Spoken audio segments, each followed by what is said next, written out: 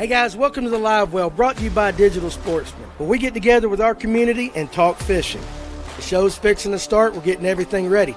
But in the meantime, we want to tell you about our fine partners that not only make this show possible, but are companies that we absolutely love and stand behind. Groove Fishing, changing the norm of tackle storage. Sonar Pros, specializing in high-end installations across all electronic brands. Go where the pros go. Lip Sticker Fishing, specializing in putting clients on giant Lake Lanier bass. Bill Payne's Guide Service, fish with a legend on Lake Allatoona, seasonal smallmouth trips, or even get your sonar dialed in. Brooks Anderson Fishing, guide trips and educating today's anglers on Lake Lanier. Big League Charters, fish with a pro on Tellico, Fort Loudon, Watts Bar, and Chickamauga. Money Saver Lure Retriever, designed to break your lure free from almost any snag. Fishers of Hope, benefit fishing tournaments to help people in need. Serve IT, industry-leading IT services for your business. Change the way you manage IT. Turner Tire, Jasper, Georgia's most trusted family-owned tire center. Atlanta Safe House, the trusted source for safes and gun safes in Tennessee, Georgia, Kentucky, and Alabama. And of course, Digital Sportsman, a new way to discover and book unforgettable outdoor experiences with local trusted guides. Go to fngo.com to get direct links to all our fine partners. Get ready. And let's talk turned fishing. Upside down. I'm fizzing this one. Yeah. Oh, bad time. Well, we are live, and I didn't want to tell Ryan that we were doing that just to see where he would go with that. So you guys started off with a good. We were talking about fizz and fish. Talking about fizz and fish. That's right. So hey, guys, welcome to the Live Well here this Tuesday night at FNGO. So glad you guys can turn out for the show tonight, and of course we're over here on TikTok too, and got a interesting episode in store. I hope it will be interesting, at least that way you guys will stay. I can't wait. Yeah. So we're gonna do this. We're gonna act like we can do it one of two ways. Either A, live scope has never been invented, doesn't exist, has never existed, how we would be fishing the old school ways right now to catch fish, or we can throw in there, like, let's say they for some reason none of us can use it tomorrow. And what we would be doing. Did I say that right without saying it? Yeah. So, but anyway, that's what we're going to talk about. Basically, old school ways of fishing, because not everybody has it. And so we want to just kind of figure out what everybody would be doing. Got my buddy Ryan Sheffield right here beside me. He's joining us tonight. A lot of you guys are happy that he's back over here and getting healthier as the day goes by. Yeah, I'm doing pretty good. You didn't get no work done on the face, though, I see, while you were out. You could have got him to fix that up a little bit. No, I didn't have no. No cosmetics. No cosmetics. Of course, got Alex back there running the boards. Clint beside me. And let's take care of a couple of things first. First, I want to remind everybody this Saturday on Lake Notley, Fishers of Hope's doing a benefit tournament for the Sester family. Okay, they lost everything in a house fire. They got 2 young kids. It's going out of Devers. It's a $100 entry. There's going to be food and a raffle after the weigh-in. If you want information on it, and if you can fish it, fish it. But if you want some more information, 706-851-5164. Okay, and that is this Saturday. Now, also, too, starting tomorrow morning, 9 a.m., registration is going to open up for the Toys for Tots. And the way you're going to be able to pre-register is here at Fish North Georgia. Kind of like what we did last year. You can call or you can come into the store. If you call, you'll be sending your payment, Venmo or PayPal. I'll put all the information there.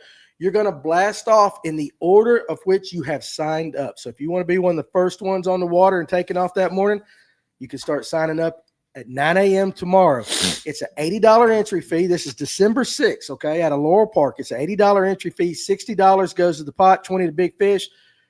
First place is $5,000, and that's going to be covered by sponsors. So just like we did last year, we had 98 boats. It was a great event, and we raised a lot of toys for the Toys for Tots. Now, it is 1 toy per angler. So if you got a boat, you can fish solo if you want to. It is a team tournament if you want to do that. So minimum, if you get 2 people, 2 toys. Now, one thing I want to tell everybody, and I'm going to stress this, a Matchbox car, we can do better. You guys understand? Technically, yes, you could bring me a Matchbox car and say that you brought a toy.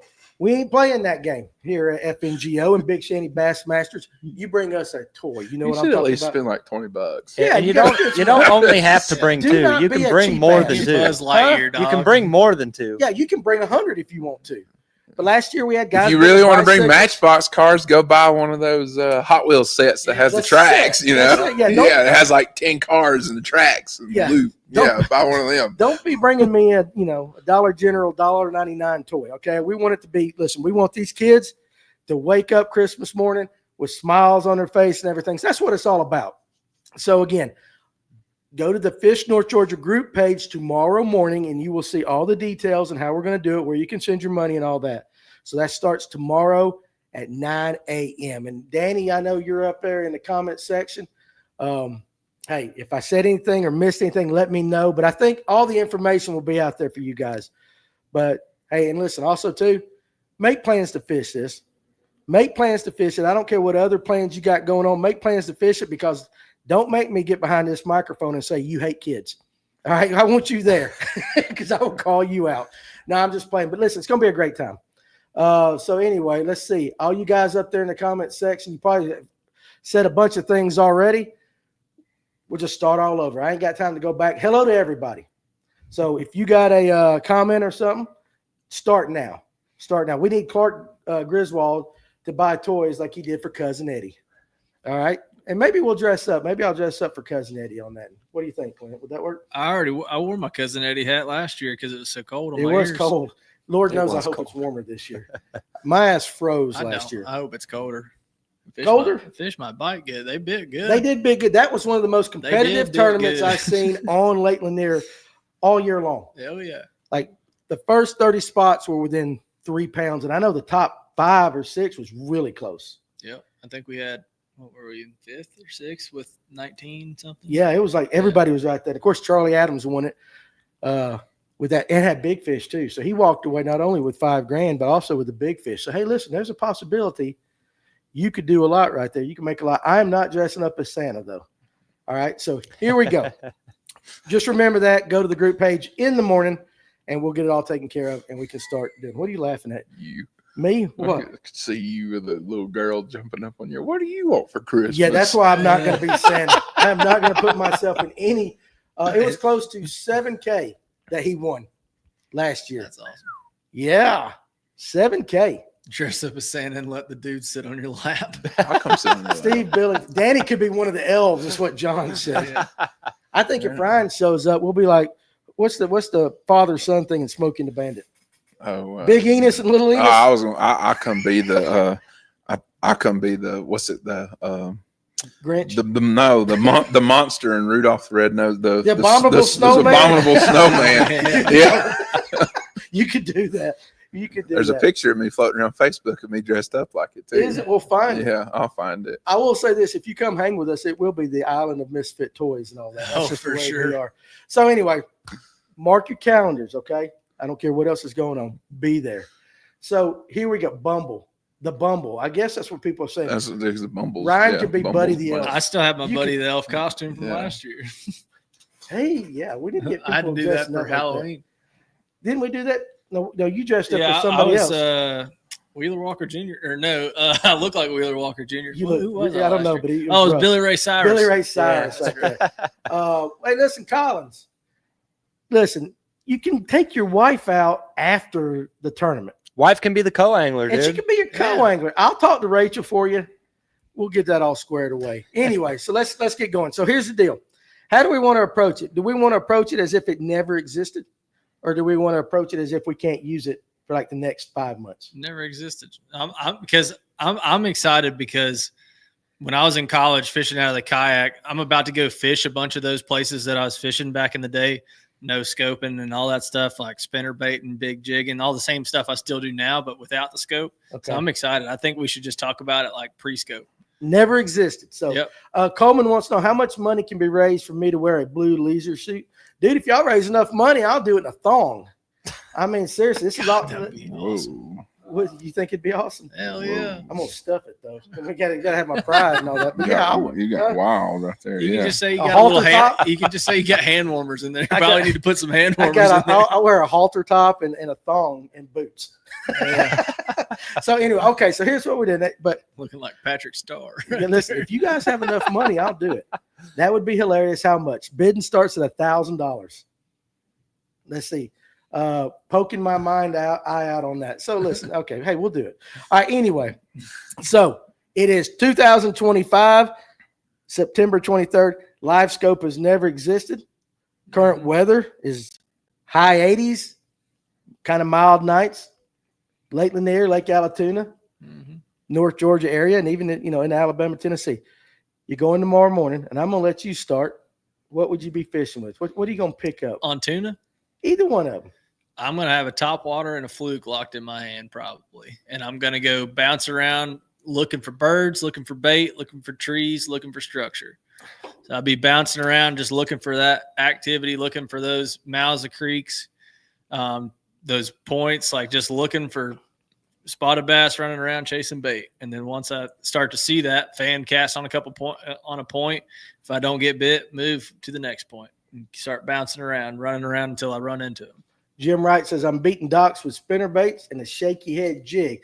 Now, Steve Billington wants to know how much to put Alex's face on your thong. Bidding starts at $2,000 right there. Wow. Yeah.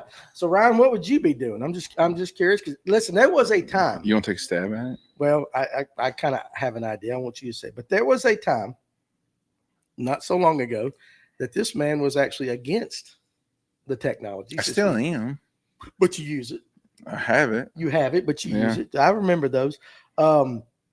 It's You go ahead and tell everybody what you would be doing. Well, I'd be throwing nothing but a buzz bait. And I'd probably throw it all day. You would throw a buzz bait all day at this point. And why would you throw a buzz bait all day? Because we threw a buzz bait all day Sunday. And it worked. Yeah. But where were you fishing? On Burton. On Burton. But, and a lot of the guys who did really good in the tournament, they pretty much threw it all day. So it's basically a no scoping tournament anyway, right? You didn't utilize it that much. I didn't need it. Didn't need it. So you're throwing a buzz bait. Yeah. I'm just going to throw. What are you targeting? The bank. Oh, hot damn. Give me something better than the bank. The bank.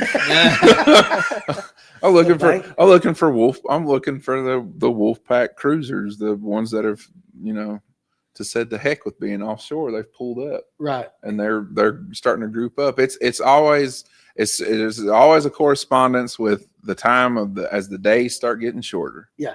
As the length of the days start shortening up. Same thing with the spring, the exact same thing in the fall.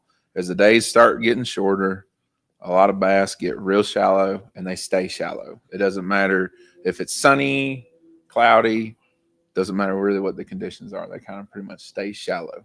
You just got to figure out how to get them to bite every day. Right. So that's pretty much. We're going to be throwing a buzz bait pretty hard, and going to be looking at major creek arms. Mm-hmm. Really going to be kind of keeping the eyes peeled for surface activity. Whether it doesn't, and when I say surface activity, it's not necessarily like there's bass schooling on bait on the surface. Right. Like I'm just looking for there's bait in this creek. Okay. I can see it. I can see it up here on the surface early in the morning. I don't need a graph to see that. I can physically see that with my own, own two eyes. And, it's all Mother Nature. That bait comes to the surface, and early in the morning, especially as it starts to cool off, as it can, and we're getting a cool off coming up here, so, as it cools off, the first thing that the bait fish do, and we won't talk herring, we'll just talk shad, right, for the moment, because all the lakes up here all have shad, in some form or fashion, but the shad go looking for the coolest water. And where's the coolest water? The coolest water is right there as soon as the sun gets up, because we all know, and if you don't know, you're about to learn something.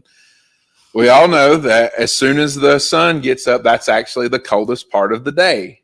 As soon as the sun breaks, that's the actual coldest part of the day. So that causes a quick surface temperature, little spike up there real shallow. And what holds oxygen better, hotter water or colder water? So the thread fin and stuff, they go looking for the cooler water.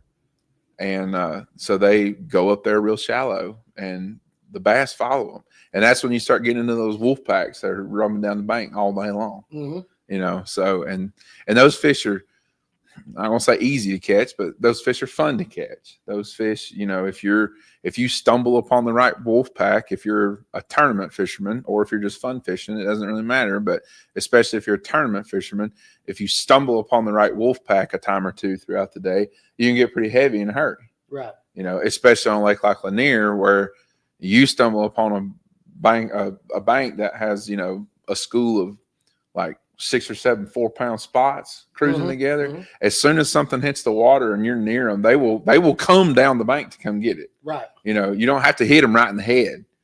So I got you. That's that was what happened. That was what happened Sunday on Burton. We had one that bit. We seen the sucker come get it. He come 20 foot down the bank, just woof, and nailed it. As clear as Burton is, you probably did see it. Yeah, but it was up there, like landed it up there on the bank, as close as you can to the bank, and that's one thing too, that no matter what you throw, and this isn't just a buzz bait, popper, spinner bait, even like a Kitech or underspin or something, if that's what you so desire. You cannot, this time of year, from now to about the 1st of November, you cannot stress enough landing your bait on the bank, no matter what it is. As close to the bank as you can. Pretty much trying to throw it on the bank, right there where the water meets the bank. That's where you want your bait to land. It doesn't really matter what it is, because you'll throw it up there. We'll just say a spinner bait, and you throw a spinner bait up there and it lands up there right in there in 2 inches of water. You'll throw up there, and as soon as you're like, oh man, and you like trying to like speed up your reel because you don't want the spinner bait to turn over and get hung on something. Right. And like as soon as it starts coming off the bank, wham, they grab it. And they're up there in a foot of water. Right. They're in the dirt. Yeah. So and that's just where they are. That's what they're looking for. They've got their eyes cut to the bank as they're going down, as they're cruising around. And all they're doing is feeding up. And all of you guys who fish and everyone that's sitting here that's fished, has fished for a while, and it all heard the term, the fall feed up. Mm-hmm. And that's all it is. It's the fall feed up. Okay. You want to get your phone? I will. You want to give you a second? He said, put it on the ground. I will. Boom. Put it in the dirt. Now, put it in the dirt like your spinner bait. Now, I will say this, guys. Listen, there's going to be a lot of comments, a lot of questions tonight. So we'll try to keep up with them. But if you put a question or something and we miss it, just type it again. We'll get to it eventually. Cam wants to know, do you ever throw a toad on your buzz bait? And then there was another question, because you make a buzz bait, that wants to know some information about your buzz bait. I know he loves the horny toad, but do you ever put a toad on your buzz bait? I personally don't. Mm-hmm. I've never seen you do it. The horny toad rigged as is stays there on the front deck of my boat. But there's nothing wrong with throwing a single blade buzz bait with something that holds like one of those greenfish tackle toad toters. I think is a really good. I think that's the name of it. I have no idea, but yeah. But it's a good one. There's several other ones. I think True South Custom Lures makes a pretty good one that you can that holds a frog of some sort on there, toad.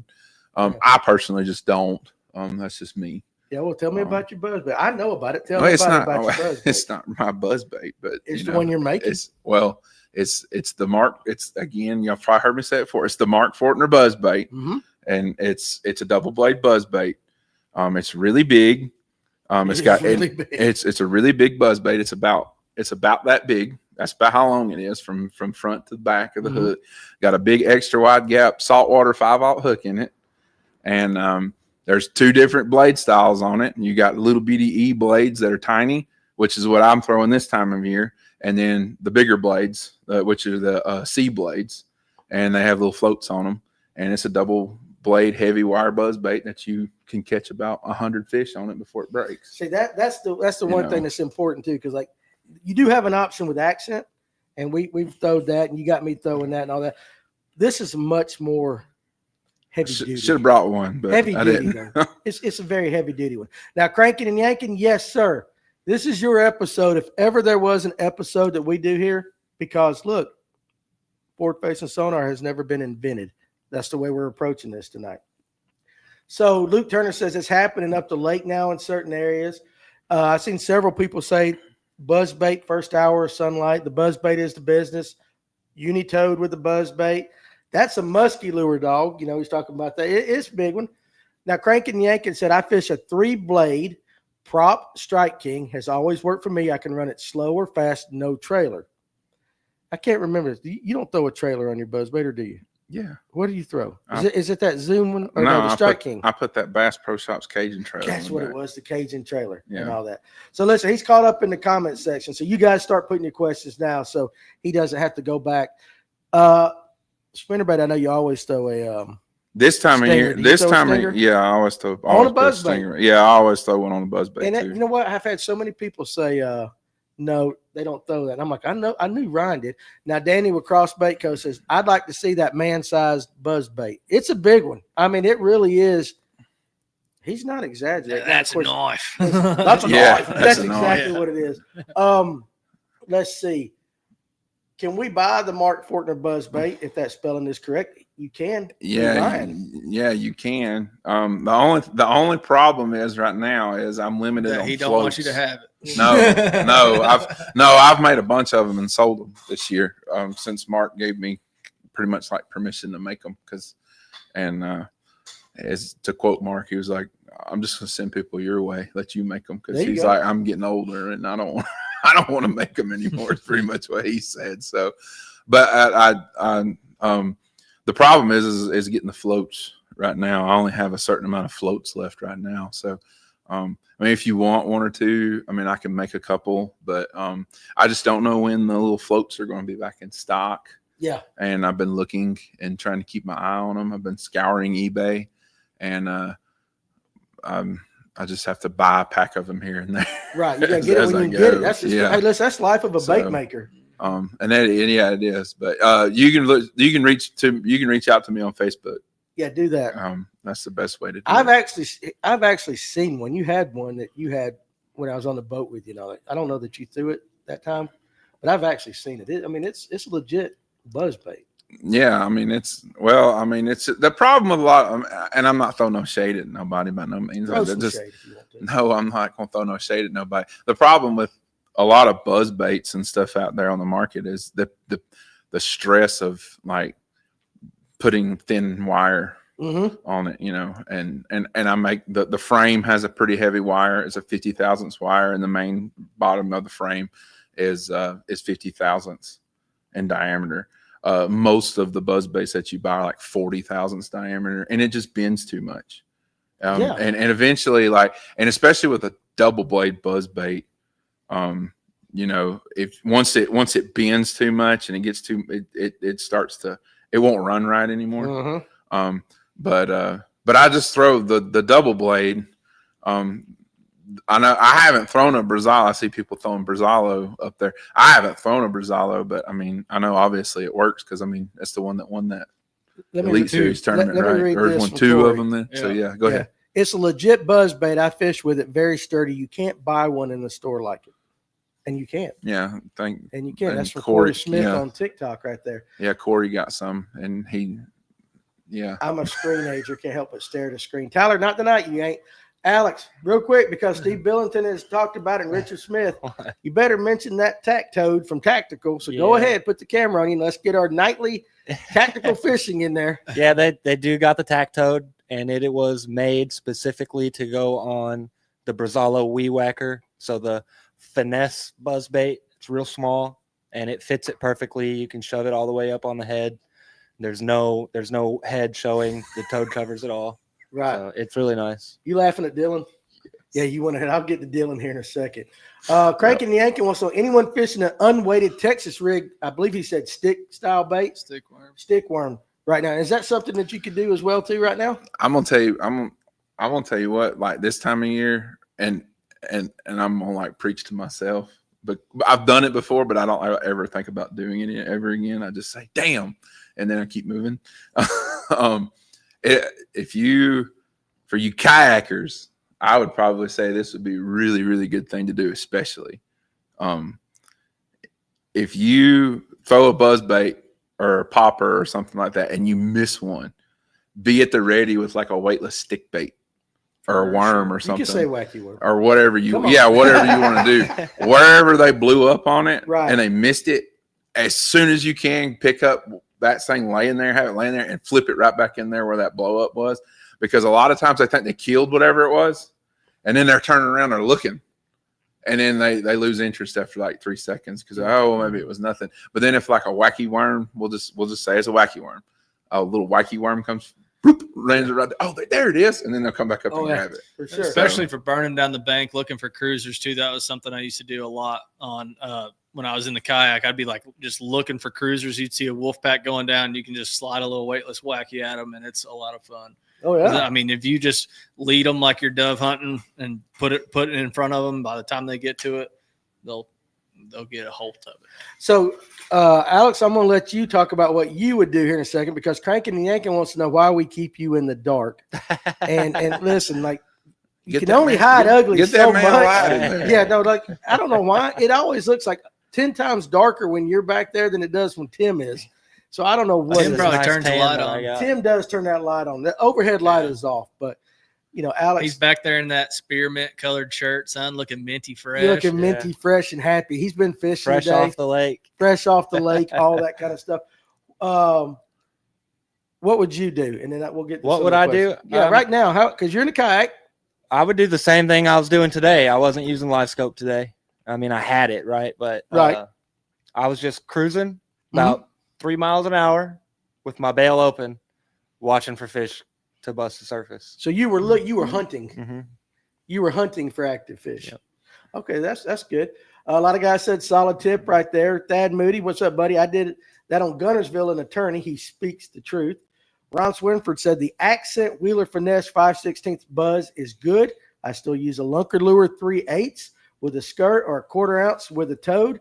A Caviton 1/4 ounce with a toad on it. All are pretty good. That's what Michael threw behind me this weekend.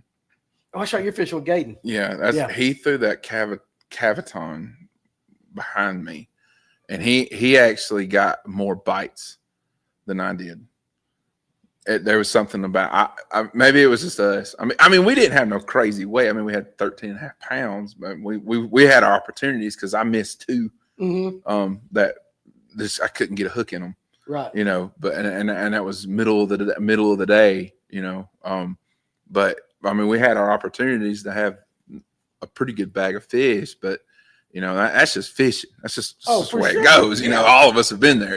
It's like shoulda, coulda, woulda. But he was throwing that little Cavitron behind me with the and that Cavitron has holes in the blade. Yes. And so when it's turning on the surface, it's actually, if you look at it, it's actually throwing out like a little fountain of water out of the holes, and it makes a little bit different noise. Okay. Okay, I got you. Cody Stahl did that frogging on Champlain this weekend and caught one. I guess going back behind something. Is that what he's talking about? Yeah. I talked to him. He said he'd be on the show. Yeah, Cody he's Stahl. a cool dude.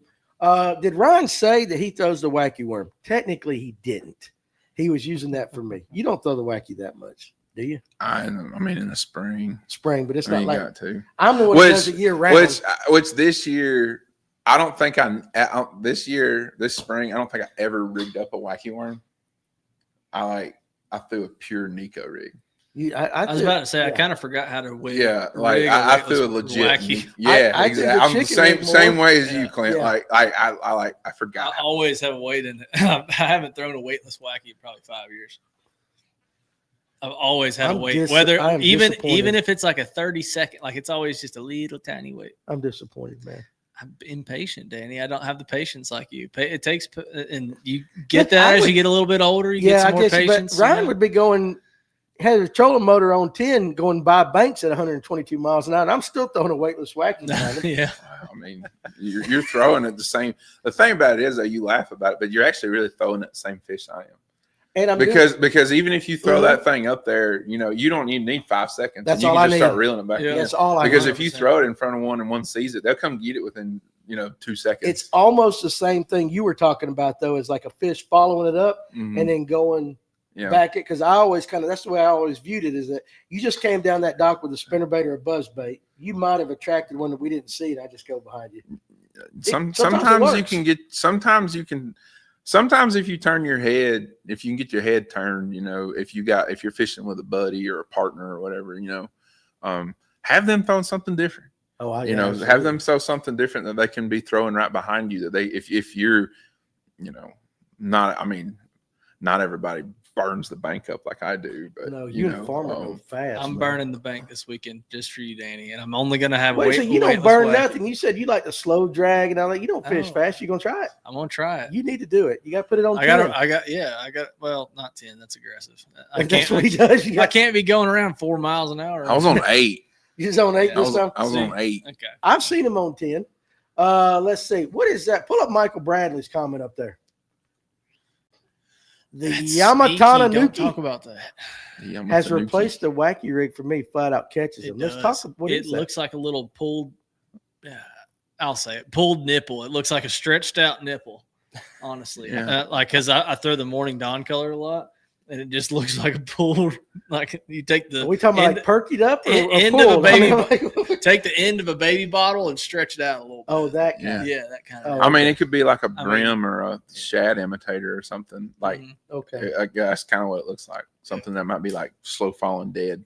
That's slow. Okay. You know, that'll work. The pulled nipple. Far dog. I'm starting out and ending my day with a 1/4 ounce chrome black back rattle trap and a Dirty Jigs white swim jig with a white Zoom super chunk and a bone colored Rico popper with a white feather. Oh yeah. Okay, I got what you're talking about. You've seen now. that before. That's one ugly nipple though. That's why I said it's pulled. Aiden wants to know real quick on TikTok. It is pulled. What do you think is the most overrated bait? And then we'll get back because this is a TikTok question. What do you think is the most Mine is the Hellraiser, even though I know Tracy Coker catches fish on it. I think the Hellraiser is the most overrated thing I've seen. What about you, Alex? What do you think, Alex? I know you got a thought. Feel free to jump in. Oh man, I don't know. Yeah, you do. Probably the Whopper Plopper. Whopper Plopper. I was going to give one of you guys the opportunity to do that. What do you think, Ryan? I don't know. There's a lot of things I think is kind of overrated. Yeah, I got a video where you said Bass Pro Shops was overrated. I actually had a guy comment on that from like 2 years ago. Yeah. They commented today on that video. And I'm like, man, we was downstairs in the basement. That was back. Yeah, that was back. That was back when we were being spicy. Oh, yeah. We were spicy. We have to be. We're corporate now. I don't know. A Hellraiser's kind of. Man, I think throws like hell. No, you can bomb it. I mean, you can bomb it. No, you can bomb it. That don't mean you're gonna catch a fish. Yeah, exactly. I mean, it's so weird. It's like the ugly cousin of a spook. Yeah, it is. What do you think? Sakamata shad is the most overrated. You're lying. You just want people to buy it. So you get your own. I swear, I've probably caught. I can count on one hand how many fish I've caught on a Sakamata shad. And that's unfortunate because all my buddies smash them on it, and I cannot catch it. I bought them all, and I was like, okay, went through it, dude. I can't figure it out. Every other minnow on the market, I could catch a bass on, but the Sakamata shad overrated. Okay, I'm going to throw one at Clint. We'll see his history skills over here, I guess. All right. One thing I will say, I definitely can say. That was hyped up to me several years ago, like 7-8 years ago. And I bought some and I threw them. And I eventually I think I threw the bastards away. Okay. In the trash can. What were they? Jerky J. Son, that on a scrounger was like my first scrounger experience. So there you go. A Jerky J. Jerky J. Yep. It was just like a piece of plastic that was cut out. Yep. It almost looked like a daggone. You ever get them crescent rolls? Like from Pillsbury. Yeah. And it's almost like the triangle was like cut. And it just is little waggy tail. And everybody's like, got to throw that Jerky J on Scrounger head. And threw that thing. And it was like, my God, what the hell is this gaudy thing? It's like, looked like the end of the toilet paper roll just going through the water. I remember the first time casting that thing out on a point, and I was looking at that thing. That's the ugliest thing going. Start reeling it back, going to that scrounger head, and looking at it coming in the water, and it's just like having a spaz attack behind that scrounger head. And I'm like, that is way too much. That's just way too much. What's up, Atlanta Safe House? Sausage nipples. They got a lot. So What were you laughing at? Steve Billington. Those sausage nipples freak me out. Steve. Yeah, Good that's Lord. what they are. Like a spring-loaded doorstop. I don't even know what to do with that. Oh, God. Now, a lot of guys were talking about the wacky. Steve Billington did say he stowed it a lot more this year. Now, cranking and yanking, this is our buddy from Louisiana. Yeah. I fished, and hey, listen, I did put that in the mail today. I put it in the mail.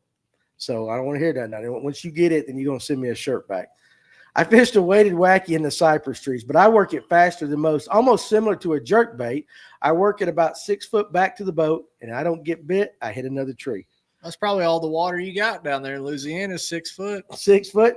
Listen, I'd love to throw that thing around the all Yeah. those cypress trees. Oh, yeah. But so here's the way I do it, though, cranking and yanking, and then I'll throw out the weightless wacky. Unless I'm skipping it under dock, if I'm throwing it at the bank, I give it about almost kind of like the horny toad kind of thing. I give it about 10 foot off the bank, and then I'm done. Right? Yeah. Yeah, because once you get, like when you throw your horny toad, generally you want your bite to be with the dirt to about 10 foot out. If you don't get it, then you're going to the next spot. Yeah, I mean that's typically where most of the bites are. Yeah. Yeah, and so I'm the same way with the wacky, unless I'm throwing it over a brush pile or under a dock. Let's see, I've not thrown a true wacky in years, but I do throw the heck out of a Nico. See, all you guys are just kind of going with the flow, trying to be cool kids. The wacky will come back. But the Nico's so effective though, because it is. for like if you're a guy like me who like when you do slow down, and I can't slow down, when you do slow down, you still want something to get down to the bottom. Yeah, no, that's true. So and like a Nico is like it fits that mold of like you still got this real finesse fall bait, Yeah. like the fall rate bait, but like you know if you still can hit the bottom with That's it, right. you know. So Atlanta Safe House, I seen a few. We didn't shoot nothing. I promise I'll get with you tomorrow. I got busy today. Bass, Booze, and Music. How was the Judas Priest concert the other night? I only throw a wacky in the spring over blowdowns. You're missing out, big dog. You need to throw it. Let's see what else we got. The Credge is overrated. Now, of course, Underwood likes the Hellraiser. Of course he does. he likes everything. He does. He absolutely does. You guys check out his new flute color. Michael Bradley. Does Clint also use the Fat Ica? I've thrown it. I haven't caught a fish on it, though. So overrated. Overrated. Okay, there you go. Justin Ortiz says you can say what you want about the Sakamata.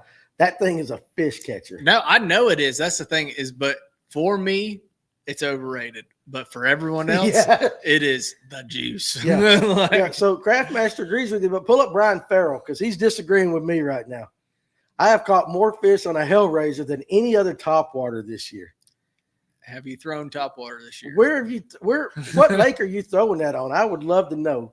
Can't be Lanier. Let's see. Let's go. I still can't pronounce Sakamata shad. The Jerky J was a Tennessee River killer on a scrounger. I have never caught a fish on one though. That's what Swinford said. Ron said. That's what it was, man. It was like 2018, 2019, and it was somebody won a damn tournament on that thing. I think a big tournament on it, and it was probably like on Chickamauga. Or I something think Cranking and stupid Yanking like that. called me fat. He sent me a shirt a couple days ago, but he's skeptical about that 2X. But that's what. Nah, I you'll said. fit in a 2X. Yeah, I think he thinks I'm a 3. As long as you didn't like shrink it intentionally before you He sent it. probably did. Brad Silvers, and again, guys, if we missed one, throw it out there again. Hit that question up. Well, okay. Would you change your God, dog? Did you hear that crack in my voice? Would you change your bait selection in the last hour of daylight versus the first hour this time of year? You probably throw the same thing. You're still going to be working a buzz bait I mean, I would, yeah. right now. You're going to be pretty consistent with that. Yeah. Yeah. I mean, I wouldn't change until like the evening until a little bit later. Like when I'm talking like right before dark, like it's getting to that point of the year where like the evenings start getting a lot cooler. Yeah. You know, like cooler than they normally are. Like when you start getting into that mid fall, that's when I'd probably change up. I've had some success with jerk baits and stuff doing that, Right. like up close to the bank, Okay. like right up on the point. Okay. I believe it. Somebody said in the comments, because there's so many coming over there, that somebody went fishing with Kevin and his boy went there and something about Yeah. catching a big fish. And I'm sorry that the comments up there, but you could type it again. But I did recognize it. They had a good time. It's with on Kevin. It's on Kevin's Facebook page. Yeah. I think his first fish he caught was like 523. Yeah. That was his first spot Ever? ever. Yeah, it was like 523. That's awesome. That's like shooting a 12-pointer. I can't tell you that. And it's like I can't. He did that. So I can't tell you last time I caught a 5-pound spot. That's like spoiled, man. Like right there. I've worked for 3 years to catch my 5.0. Caught a couple weeks ago. It's been tough. Man. First time that kid's like, man, this is easy. Man, I listen. I would love that. Off topic. Pull up Cam H, and then don't take that comment away. But Steve Billington said we should do an overrated, underrated episode like Alex Rudd. We could do that. How does Ryan feel about clickers on the jigs? I remember his explanation of how the crawfish do their mate calls. And you got to remember that, what you did. And that's the first thing I thought of when I saw the jig clickers. Now, is this what he's talking about? That's what they do. That's what they do. They do this. They got, yeah. What do you think about that? What do you think about the clickers on there? I don't even know what you're talking about. You talking about rattles? Rattles. Gotta be rattles. Oh, I don't throw jigs with rattles. No. Rattles are. That's it. Rattles are overrated. So Crankin' and Yankin said send a small and marked at 2X. You probably would. Lipsticker says he catches fish on the Hellraiser on Lanier. The plopper is overrated. The only time I fish it, I got hooked in the face. So maybe I get it. Let's see. Let's keep going on down. Keep on going down. Oh, he's in a smaller lake in city lake in California. I think because it's different, heavily pressured Hellraiser. Now, Brian, are you watching us from California right now? I'm very curious. Jay Panazzo. I hope I said Panazzo. I hope I said that right. While working a chug bug on Lanier, I noticed a ton of fish follow the bait back to the boat. They wouldn't hit a worm or a spy bait. What would you throw in this situation? Well, maybe if they invented a technology that allowed you to see something. But they haven't yet. They haven't. They haven't. What would you do right now? I'm trying to stick to. I know we got to stick game to it. plan. We got to remember. There's no. It hasn't been invented. There's no forward-facing sonar been invented yet. Sakamata shad is a terrible fluke. It's a bad fluke. Well, it did come out like 10 years ago, though. It did. What would you? What would you throw in that situation where they're following up a chug bug? Or would you change the colors before you did that? What would you do? Yeah, I would probably change colors. What color were you throwing out of curiosity? That would help us out. Now, Joshua. There ain't but two colors of chug bug anyway. So, well, which one are you throwing? You throwing blue, chrome blue back, or that's the one I like. That's the one I like to throw for sure. The plopper sucks.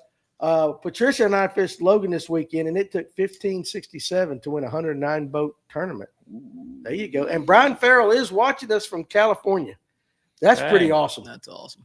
It's still daylight out there. West Coaster. West Coast, man. It's not overrated if only you can catch fish with it. A poor craftsman blames his tools. Now listen, I say that too. It's a poor musician who blames his instrument. Fair enough. For he sure. was throwing chrome and blue. Chrome and blue. Interesting. I don't know. What would you do if you had to switch from a chug bug? Jeremy's not far off. Try a walking bait. And speed it up, he says. Yeah. Speed it up or slow it down, honestly. One of the two. He's pretty smart for a Kentucky boy. That's what I would do.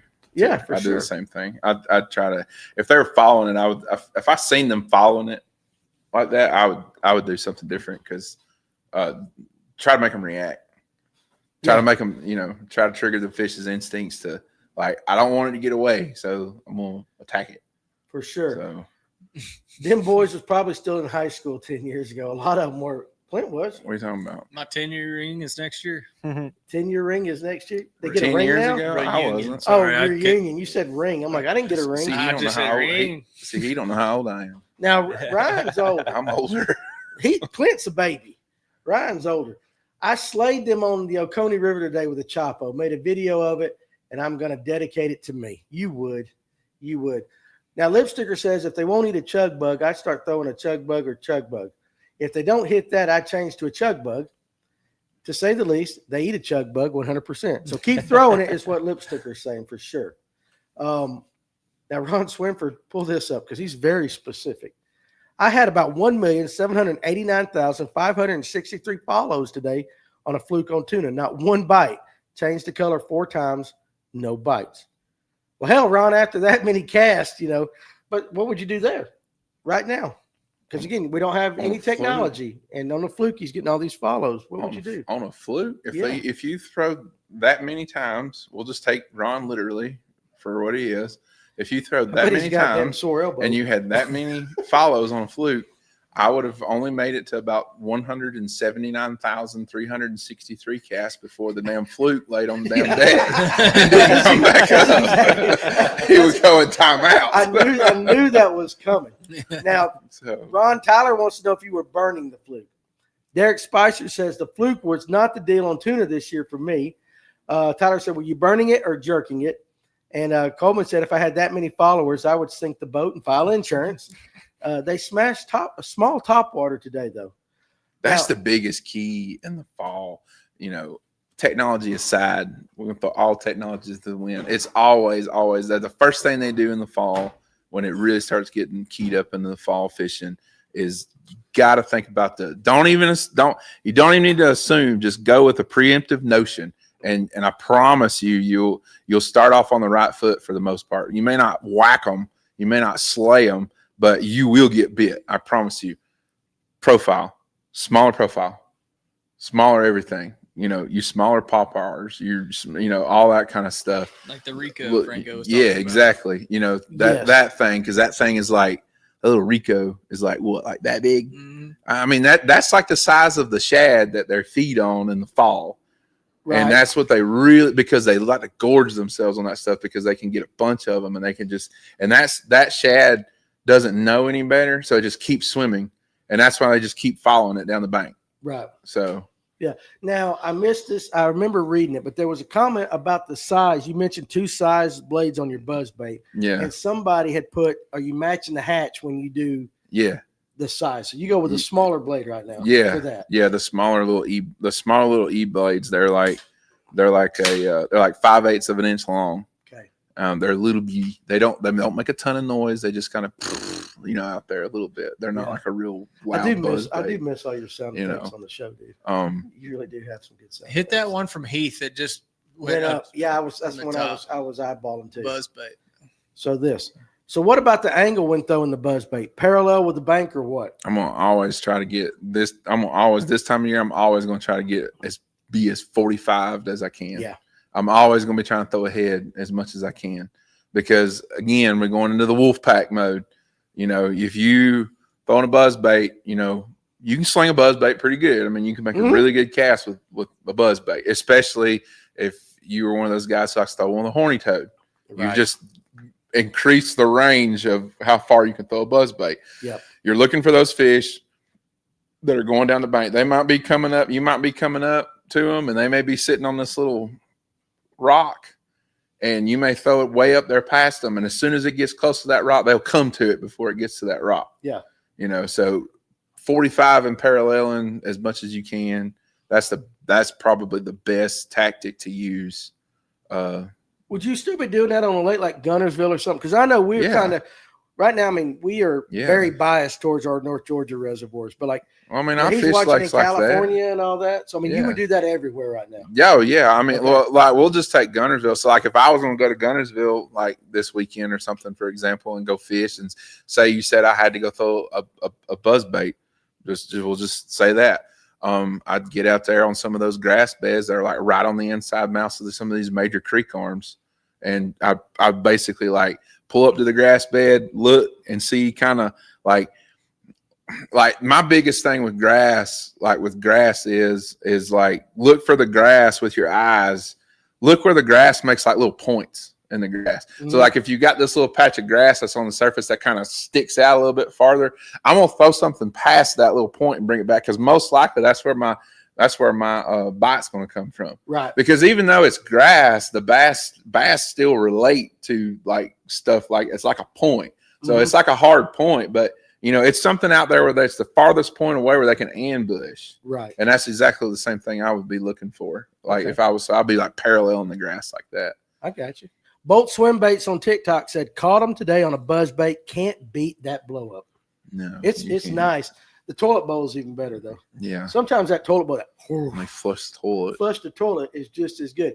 Now, can we use AquaView no scope? No, you can't. No, not on this episode today. We're not using anything today, Tyler. Quit being 19 years old. You got to go old school today. Burn the spy bait. Now, I haven't thrown a spy bait in a hot minute. Now, without the use of technology, would the spy bait even be in the game? Yeah, because we caught them on it before Okay. four-face sonar. Okay, so why aren't we throwing them like we used to? They just, I don't know. They just don't. I don't know. There's a lot of other baits that you can keep a fish pinned and land properly. It's really hard to land a fish on a spy bait. It is. It's really hard to land, especially if they start wanting to eat like a 70. Yeah, like the Alpha 75 or something like that. Golly, they hit that. They'll hit that thing, and then they'll be solid, and you'll see them guys dripping. Damn. They'll hit it. You'll be solid, and they'll come to the boat, and you'll see them. They got that spy bait all up in their mouth, and then they dig. And it's like it never fails with one of those. As soon as they dig, they come back up. Oh God, he's got one hook. That's just, I don't know why it is, but beforehand, like before four-faces sonar, I mean, we caught them pretty good for a couple of years there when the spy baits first came out, and it was just, I mean, it's just no different really. I mean, four-facing sonar is taking it away from now where you don't have to do it, but you look up what the sink rate was on the back of that thing. Okay, throw that thing way out there and count it down, and then start reeling it back. I got you. So Texas Outlaw Official on TikTok. Let me just say I appreciate you, buddy. He's got that finger over there working on the likes. Now Lipsticker says I'm not downsizing, just saying. Because then Adam says right below him, change the size of the fluke. Ron, I will say this. You said I was getting 10 followers a cast. Sometimes I burned it, fished it like a traditional fluke, didn't matter. I think Underwood would tell you he's just going to burn it the entire time. He never slows down. It's burn, burn, burn. If they don't eat it, they don't eat it. This time of year, I like the Mega Bass Karashi, Atlanta Outdoors. Doug Rice said, when I had followers that would not take a fluke, I changed to a riser and whacked them. That's a possibility, right? He's done it. So, yeah. One time, I mean, you throw a riser, Alex? I threw a riser today. Didn't get bit on it. Didn't get bit? Yeah. What did you get the most bites today on?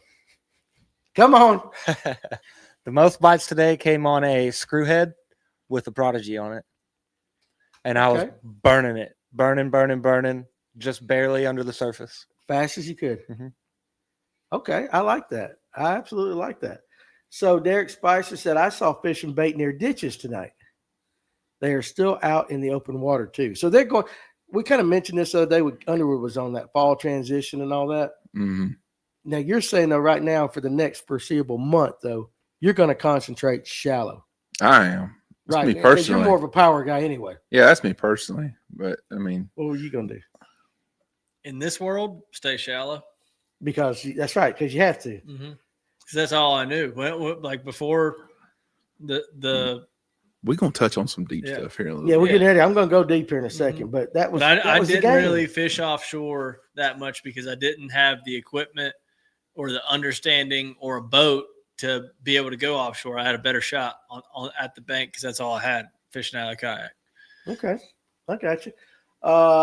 Patterson says the Whopper Plopper is definitely overrated right there.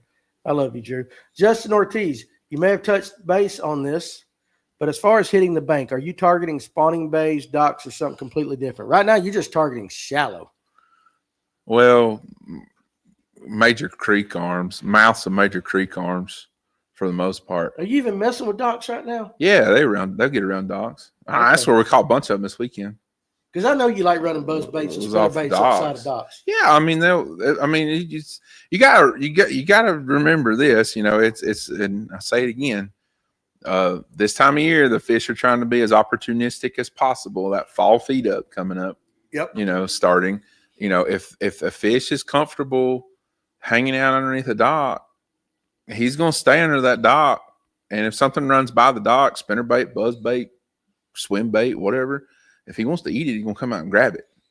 Yeah, So I mean, there really isn't. But the biggest thing is for me, is major banks that have feeding flats on them that are mouths of creeks, and depending upon the activity that I see or how many bites I get at the mouth of the creek will then dictate how far back into the creek I go. Because if I go down, it's like we'll just use a tournament scenario for instance. Use that. So say I pull up to a bank, first stop, and start whipping a buzzbait down the bank, and in less than 10 minutes, I have like 11 pounds, for example, like that fast. Right. Like it didn't like limits out of the way. All we got to do is worry about trying to upgrade the rest of the day. You know, no giant size fish by no means, but it limits done 15 minutes. Well, I'm gonna keep going. I'm gonna keep going down the bank because if they're that active there, I'm gonna use that example because I have 5. I'm gonna use that as my example to continue moving. And then I'm going to say, I'm going to go all the way to the back of that place and didn't get another bite. And I'm going to say, well, I don't need to worry about fishing the back right now. I'm only going to worry about the front part. Right. So then the next spot I go to, I'm only going to fish the first 5-10 minutes worth of it. And then I'm going to jump on again. I got you. You know? Yeah. I mean, that's just kind of my rule you of figured thumb. out the pattern right there. Yeah, exactly. Yeah. Simple. Yeah, simple. Which is what guys used to do. Yeah, exactly. Like, and I mean, it's pattern fishing. I got bit on a secondary point. Well, they're not biting on back right up. Let's go to the next secondary point. Clint's yawning when you said pattern fishing. No, he likes the pattern fish. I'm just he giving likes him the hell. pattern fish. I'm just giving him Oh, hell. let's see. 45 degrees. Pull up Joshua. And then I'm going to read Chris Crosby above it, so you ain't got to pull it up. But I fished Russell this weekend in Carter's today. I saw a ton of inch-long or shorter shad floating on the top of the water. Seeing a ton of that. I wonder why. They're dying. Why? Yeah, I mean, yeah. I wonder why. I don't know. Why do you reckon that is? Shad are weird. They are weird. All right, Joshua said 45 degrees is better than parallel right now. Sometimes they are sitting a little bit deeper, looking at the brim in shallow water with a rock about the size of a plate. What did Farmer used to call them rocks? Cat heads. Oh, cat head rocks. Cat head rocks. Cat head rocks. Bottom Line Outdoors caught about 20 today. The biggest one was 6'5", using a Cinco with a spinner on the end. Texas rig. Mm-hmm. There you go. That's some juice right there. Now, Craftmaster wants to know colors. I like the ones they're biting. So I don't know if he's talking to you about your buzzbait or he's talking about the Cinco. But let's jump on the buzzbait since that's what we're talking about. What color are you throwing right now? White. You ever throw black? Yes. Because I like black. Yeah, I don't throw black and white. Yeah, but I don't really throw much else. And there was a question about the color of the blades. I just throw silver. Do you ever switch up to gold at all? No, I never really have. Okay. They've never told me. The fish have never told me, getting old school there.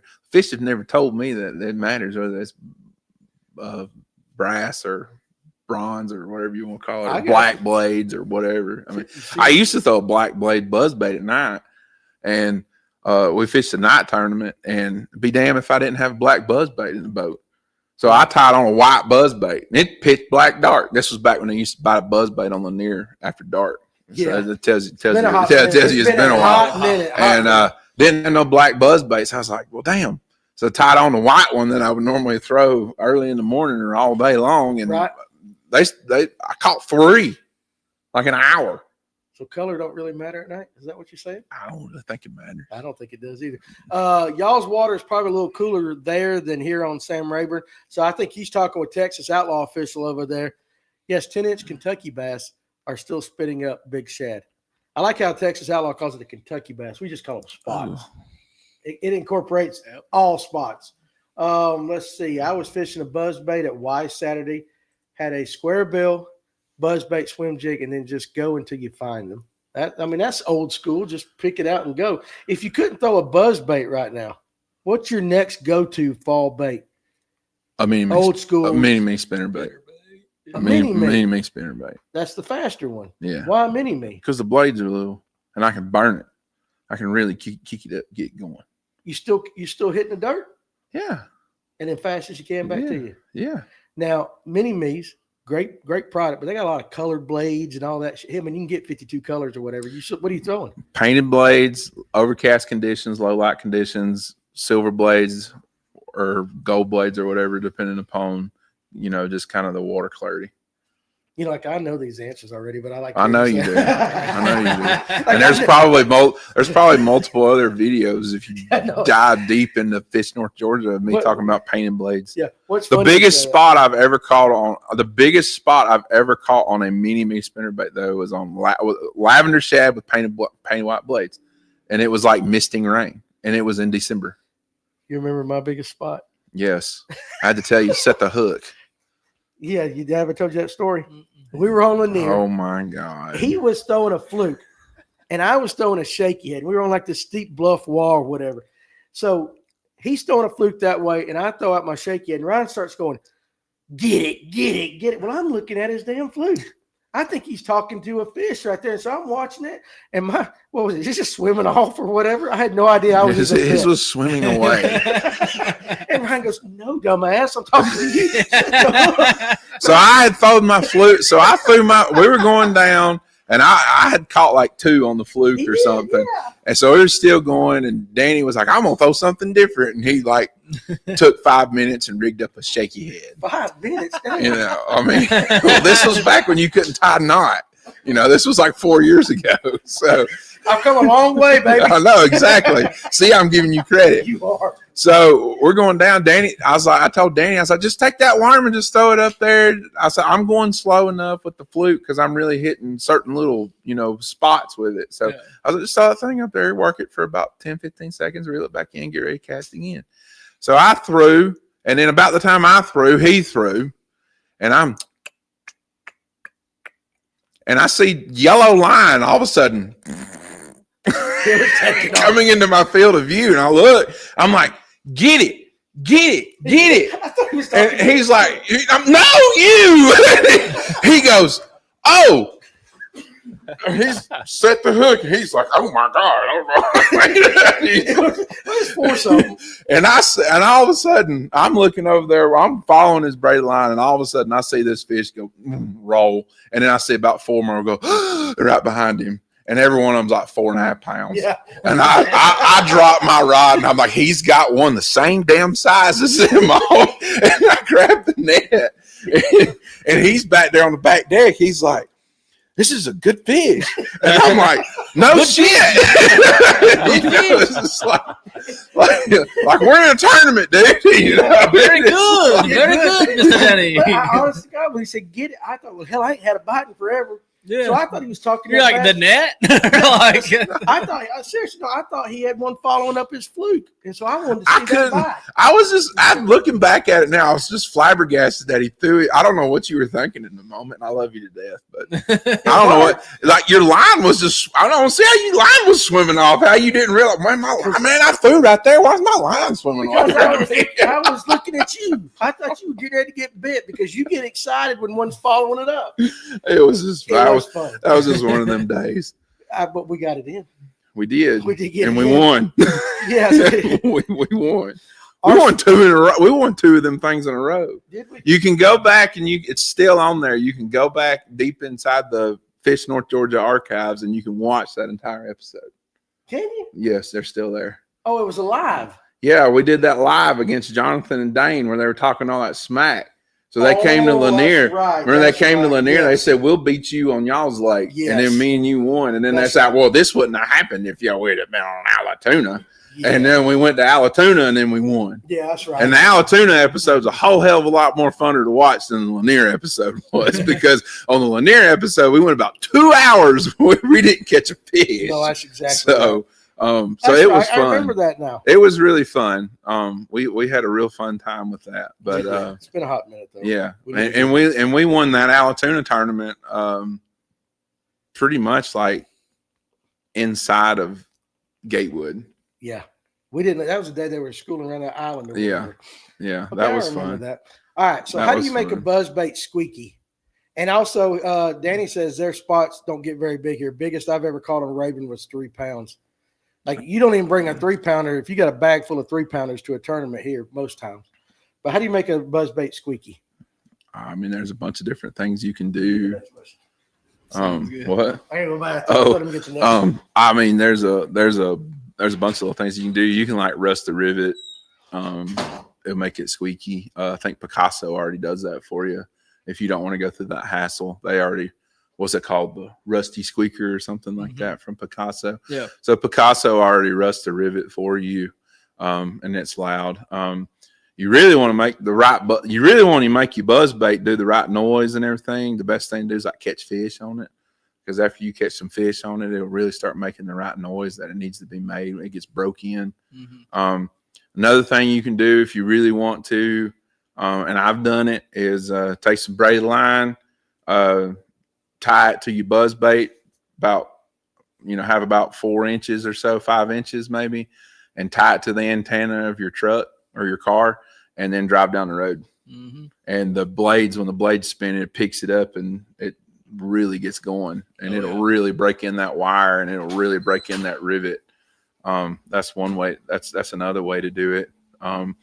You can also take a pair of little finessey flat nose pliers, and you can kind of squeeze the back end of the rivet and kind of squeeze it up against the wire, and just enough to where it'll kind of scrape the wire as it turns, and it'll make a squeak. You're looking at me like I've been here for the whole answer. Sorry. He's talking about squeak. Yeah. We are very far behind because we're on spy baits. Go ahead and roll all the way to the end. You guys will just have to catch up. Write it all down again. But I saw one as he's going down. What's a feeding flat? What's a feeding flat? Yeah. It's a flat that comes up all the way, that's near deep water. The biggest thing is near deep water. So it might have deep water nearby or around it or something like that. That might be. We'll take a bank. We'll just use a bank. So you got the bank right here, and then you've got the water coming out just like this, and the flat is like coming out like this. And then over here somewhere it drops off. It drops off into deep water. From here up, that's like a feeding flat. Gotcha. All right, Clint, pick one out. Well, I don't know. Does anyone still use a cricket hopper crankbait? I do not. What the heck is that? I don't know. Is that one of the Rebel ones? Is that a Rebel? The little cricket? You know what I'm talking I about? have no idea. Yeah. That probably came out before your time. That was probably some Walmart crickets. Tyler Shellnut. Walmart? Is that what he said? Walmart. Okay. Hit that one at the end. Which one? Tyler? Tyler. I question downsizing. If bass are supposed to be opportunistic, why wouldn't they want to eat a larger meal when they have the chance? Or is it about blending in so they don't think your lure's fake? In my experience, I mean, there's no wrong by no means, like the bait size stuff. I mean, that's just kind of like the rule of thumb. Like just to catch fish. Like if you're just wanting to catch fish, if you downsize, you're going to give yourself.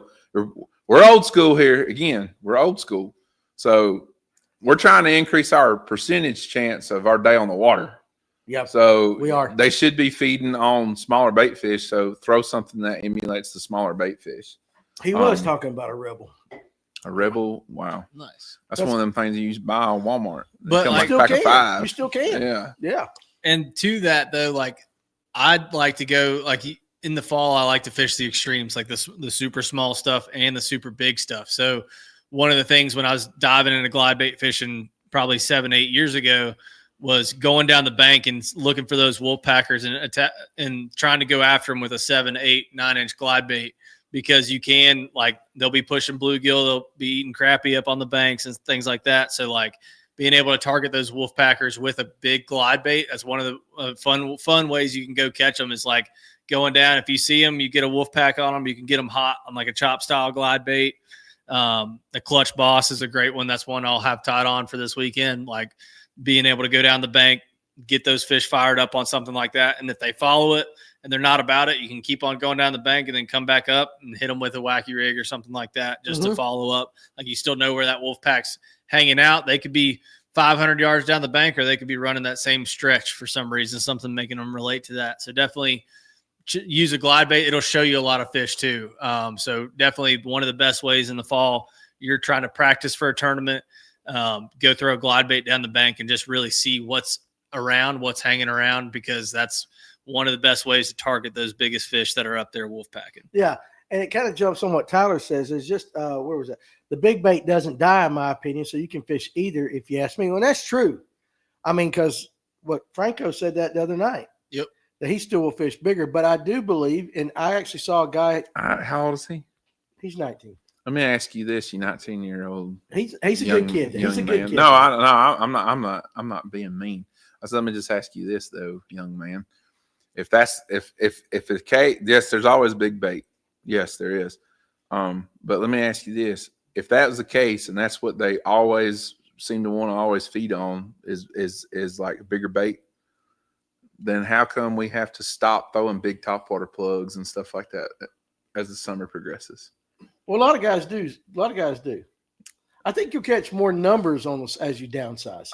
I agree with that. Yeah. But I'm just saying, if you're going to go out there just to go fishing, go have a day fishing, are you going to go sling a vixen around all day long?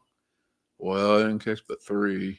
Right. And then you talk to your buddy, and then he makes you jealous because he caught 25. Yeah, I caught them all on a little bit. I'm a little stick.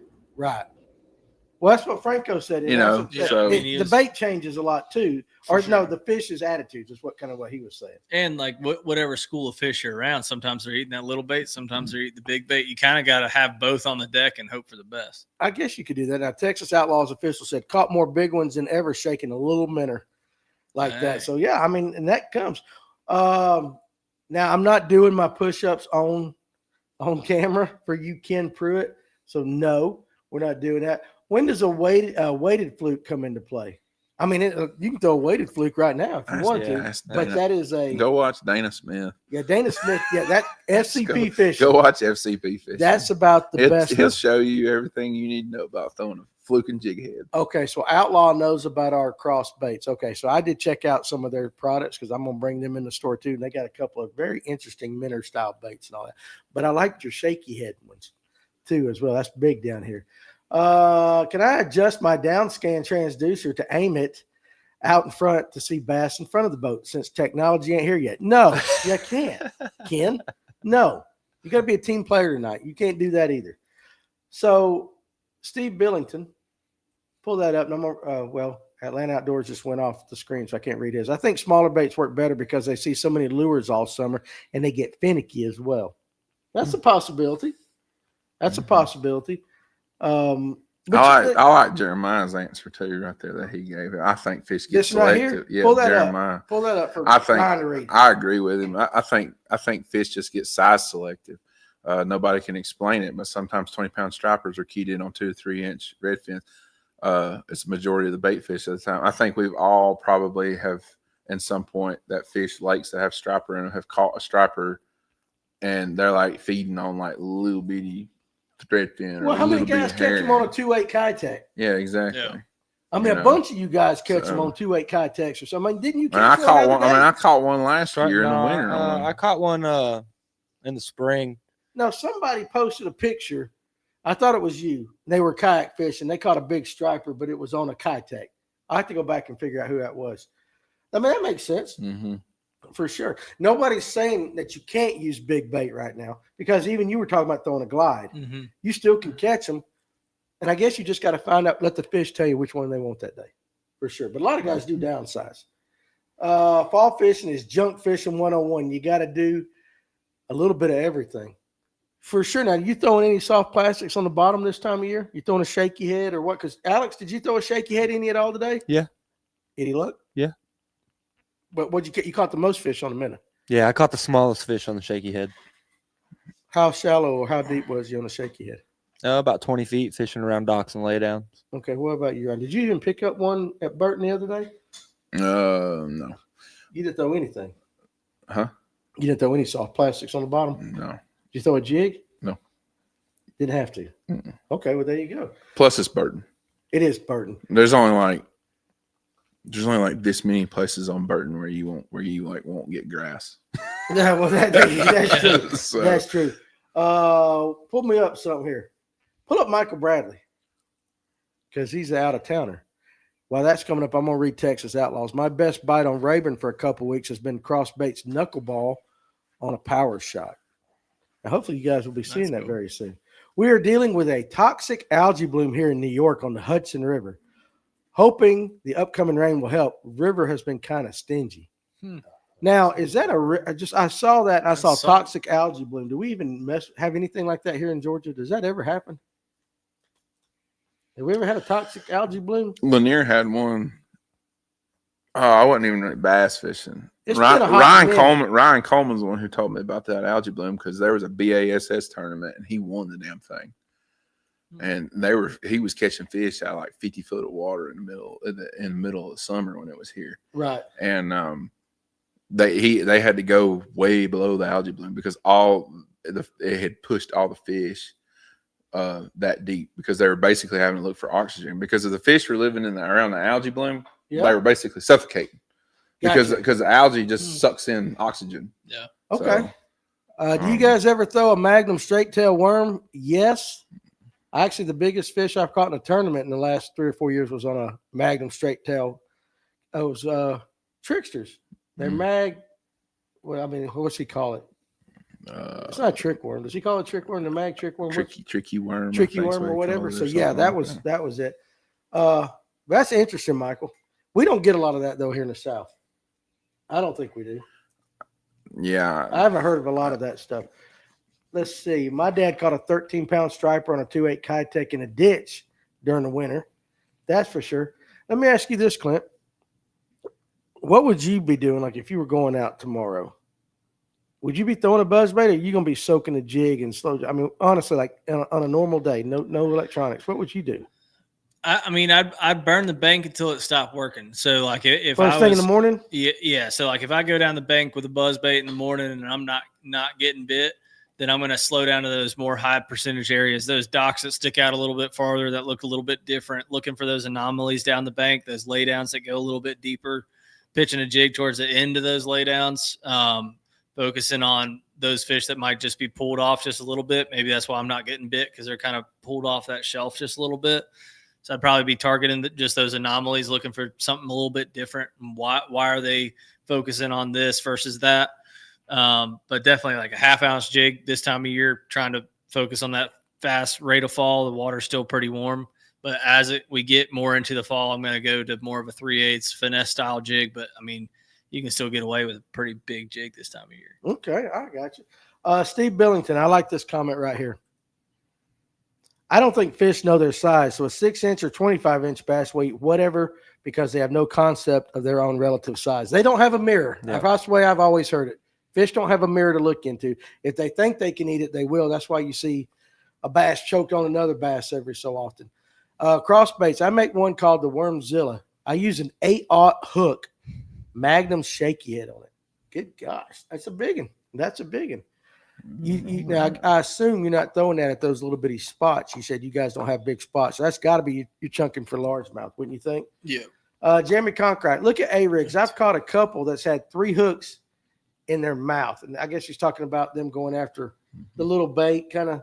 I guess that's what he's talking about, like a little school. They're being aggressive on that. Yeah. Let's see.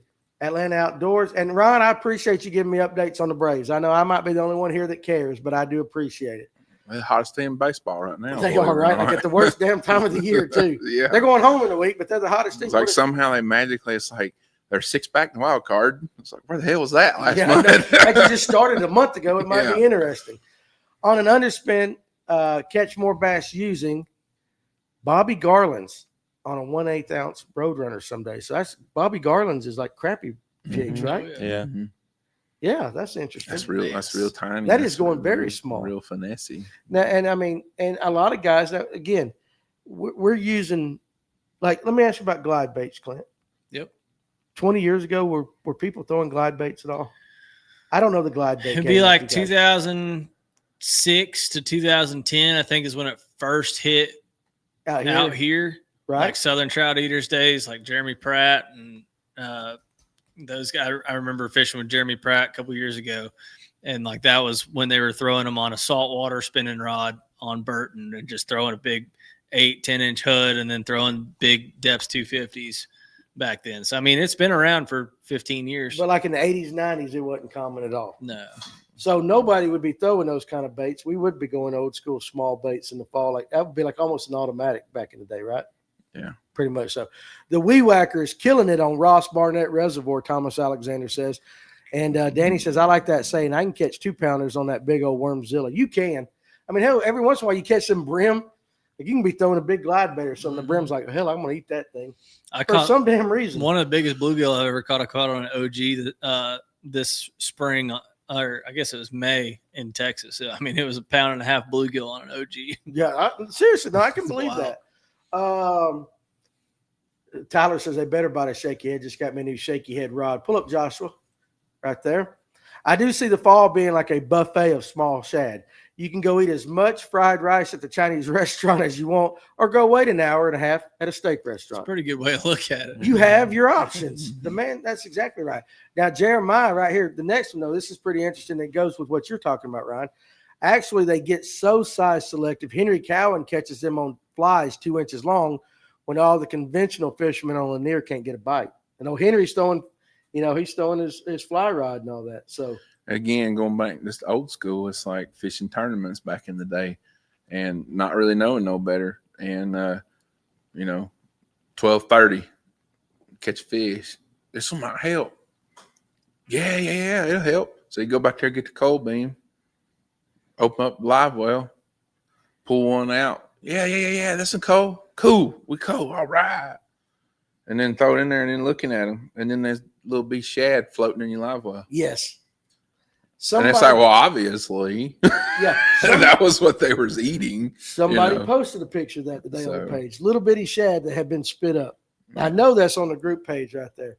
Bass want to expend the least effort to eat the most food, but that effort is often determined by the season and weather conditions. I mean, that's a solid saying. That's solid out there. With big baits, I'm targeting bigger fish, and one big fish, I'm good. A lot of you glide bait guys are really, when you do that, numbers go way down. Yeah, you're not going for numbers. No, you're looking for that fishing one for fish. 5. Yeah. Let's see. Blue-green algae blooms can get bad. I just don't remember seeing or hearing one here lately, so I don't know. Dave Aldridge. Most of the fish I caught last weekend on Gunnersville was on a Derrickoo. It was the same size of the bait they were spitting up. Super tiny little. It's not a blade bait, not a trap. It's like a tail spin, is what you'd call it, I guess. It's a super tiny. It looks body of a rattle trap with a little Colorado blade on the back, and it's like an inch long. Okay, that makes sense. Jeremiah says an 8-inch Magnum straight tail on a Carolina rig will smoke some big ones in the late summer when the big curly tail and creatures quit working.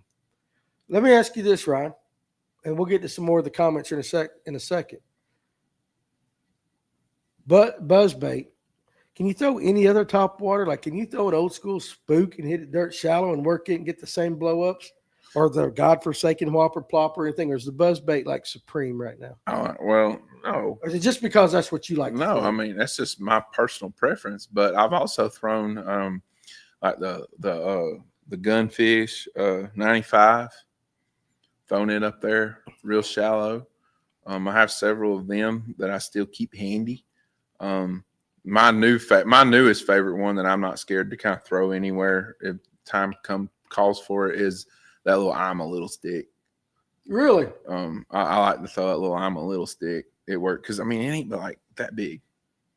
You gotta play with your drag because it's got some looby hooks and looby split rings on it. Right. But it's a good little bait to throw. I mean, it's all personal preference. Yes. It's all what you want to do. Whatever I say is not the law. I'm not saying you got to do that. Whatever Clint says, is not the law. It's whatever you, the viewer, whatever you have faith in, whatever you feel like you can do.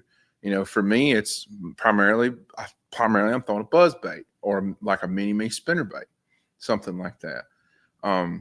Wind's blowing too hard. I don't start out with a buzz bait. I start out with a mini me spinner bait. It's just it's personal preference. Yeah. What do you feel like you can get bid on? Because outside of the spring, and because wintertime fishing ain't for everybody. It's not everybody's cup of tea.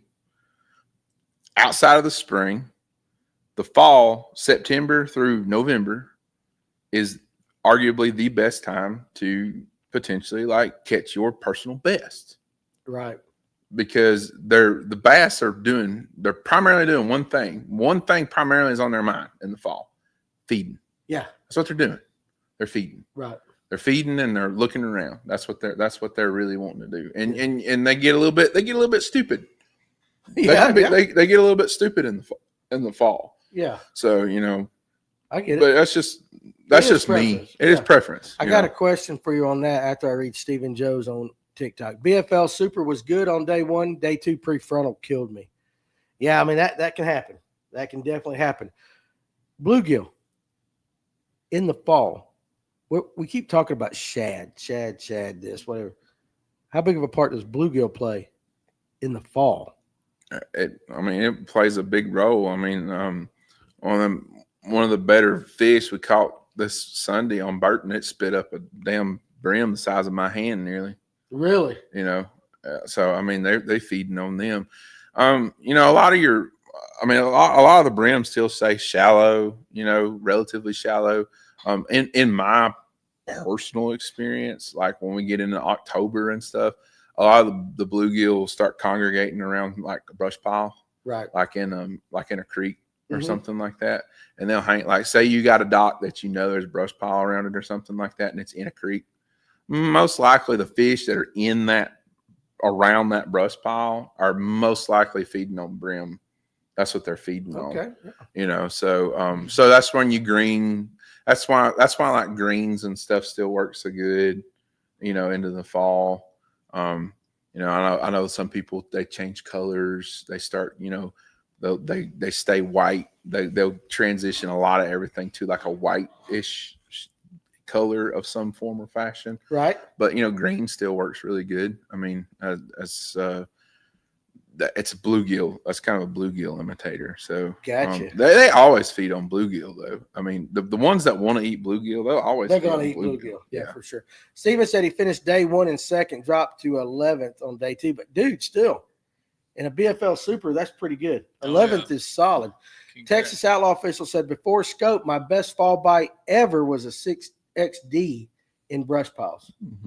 And then Kendra, who is our new friend up in Michigan, they hang by the hundreds at the river mouths in our chain of lakes in Michigan, which sounds like a fall pattern kind of thing for sure. Well, that's what I was wanting to get at here when time's ticking fast. Well, get on to it. That's one thing I was like, so Clint kind of hit on it a little bit earlier. He was talking about, you know, fishing the bank until it fizzles away. And then I thought he was about to go there, but he went the dock route. Right. Which is perfectly fine. You know, there's days where that happens. Probably one of my favorite things to look for is and it's old school. It really is old school. In the fall. Yeah, in the fall. And it really is old school. Particularly on your man-made lakes. Now we're talking strictly man-made lakes. Right. Road beds. Road beds. The fish in the fall, I can't tell you how many times I've found them. And not necessarily like tournament quality winning fish, but man, I'm gonna tell you like this. About 12 years ago, and I'll never forget, it was in October because it was the second day of Gold Rush in Dahlonega. Which is a big festival. It's a big festival in Dahlonega. Right. That was a long time ago. Yeah, it was a long time ago. And we got this one particular creek that we were going in, and this particular creek, it kind of has a road bed in it, and you can physically see the lake was down like 6 foot, so you can physically see on one side of the bank where the road bed comes in.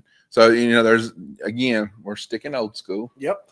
You know, you can use a map to find them on these man-made reservoirs. You can still buy old school map. Yes, and you can find them. The old school maps show you where the roads are. If you want to find them, if you really want to know how many road beds are on Lanier, Hartwell, you know, all these big lakes like that, you get you an old school map. You'll be amazed at how many like road beds go in from one side of the lake and go all the way to the other side of the lake. You know, but anyway, so we went back in there, and this road bed comes in, and we knew from throwing crankbaits at it and jigs at it that it had a break off the side of it, because you'd be dragging it or it'd be cranking it, whatever it was, and you would feel it let go. Right. And so it had this hard drop off on the side of the road. So you just picture the road going down through there, and on this one side it just went and it dropped straight off. Right. And it made almost like a little ditch, like on the side of the road right out here. For sure. A little bitty, causeway ditch for drainage, for water, flooding. And same thing. Well, We threw a fish head back there. This was before it was an underspin. Yes. We threw a fish head spin back there, and it come off first cast, come off the end of that thing, boom, set the hook, 2-pounder, cool. Throw back out there again, boom, bam, there's another one. Right. We sat there, me and him did. We sat there for an hour and a half. We had to leave because we ran out of ammo. Oh, really? And when I say we ran out of ammo, we ran out of ammo on our swim baits because they were chewing the piss out. I mean, I'm in the bottom of the boat with super glue, like trying to like fill these noses up so we can slide them back on the on the fish head as fast as we could, so it suck on there. We catch some more fish. If I'm lying, I'm dying, and I almost died a month and a half ago. Yeah, right. So, yeah. I got you. We caught them. I bet you we caught 80. Really? And every one of them was like between 1.5 pounds to 2.5 pounds. But they were relating to that. And they were in this area that was the side. And again, going old school again. And it was just like in your mind, it's, I will bring forward facing sonar into this for this reason. I would have loved then that day to have been able to look at forward facing sonar and see just how many fish was on there. Because when I tell you it was every cast. Really? That we were catching them. But they were relating to that little. They were right there on that little drop off, and they were anywhere from the drop off, or they were suspended. What I envisioned in my mind was this: they were either suspended right in front of it, and when that fish head come off the side of it right there, they would come and grab it. Or if they didn't come and grab it because we had done caught some of them, and there was not them had moved back over into this to fill in the holes, I guess is the best way to describe it. Right. It fell off, and when you feel it fall off and it hit the bottom again, and you get about 2 more cranks on it, 3 more cranks on that thing when it's on the bottom again, and boom, they bite it again. And I have never found a school that big ever again in my life, but I have found a few other instances. Crankbaits, worms, jigs, and underspins, where I have found places like on road beds and drop-offs, old school style fishing, where there was just a bunch of fish stacked up in the fall. Yeah.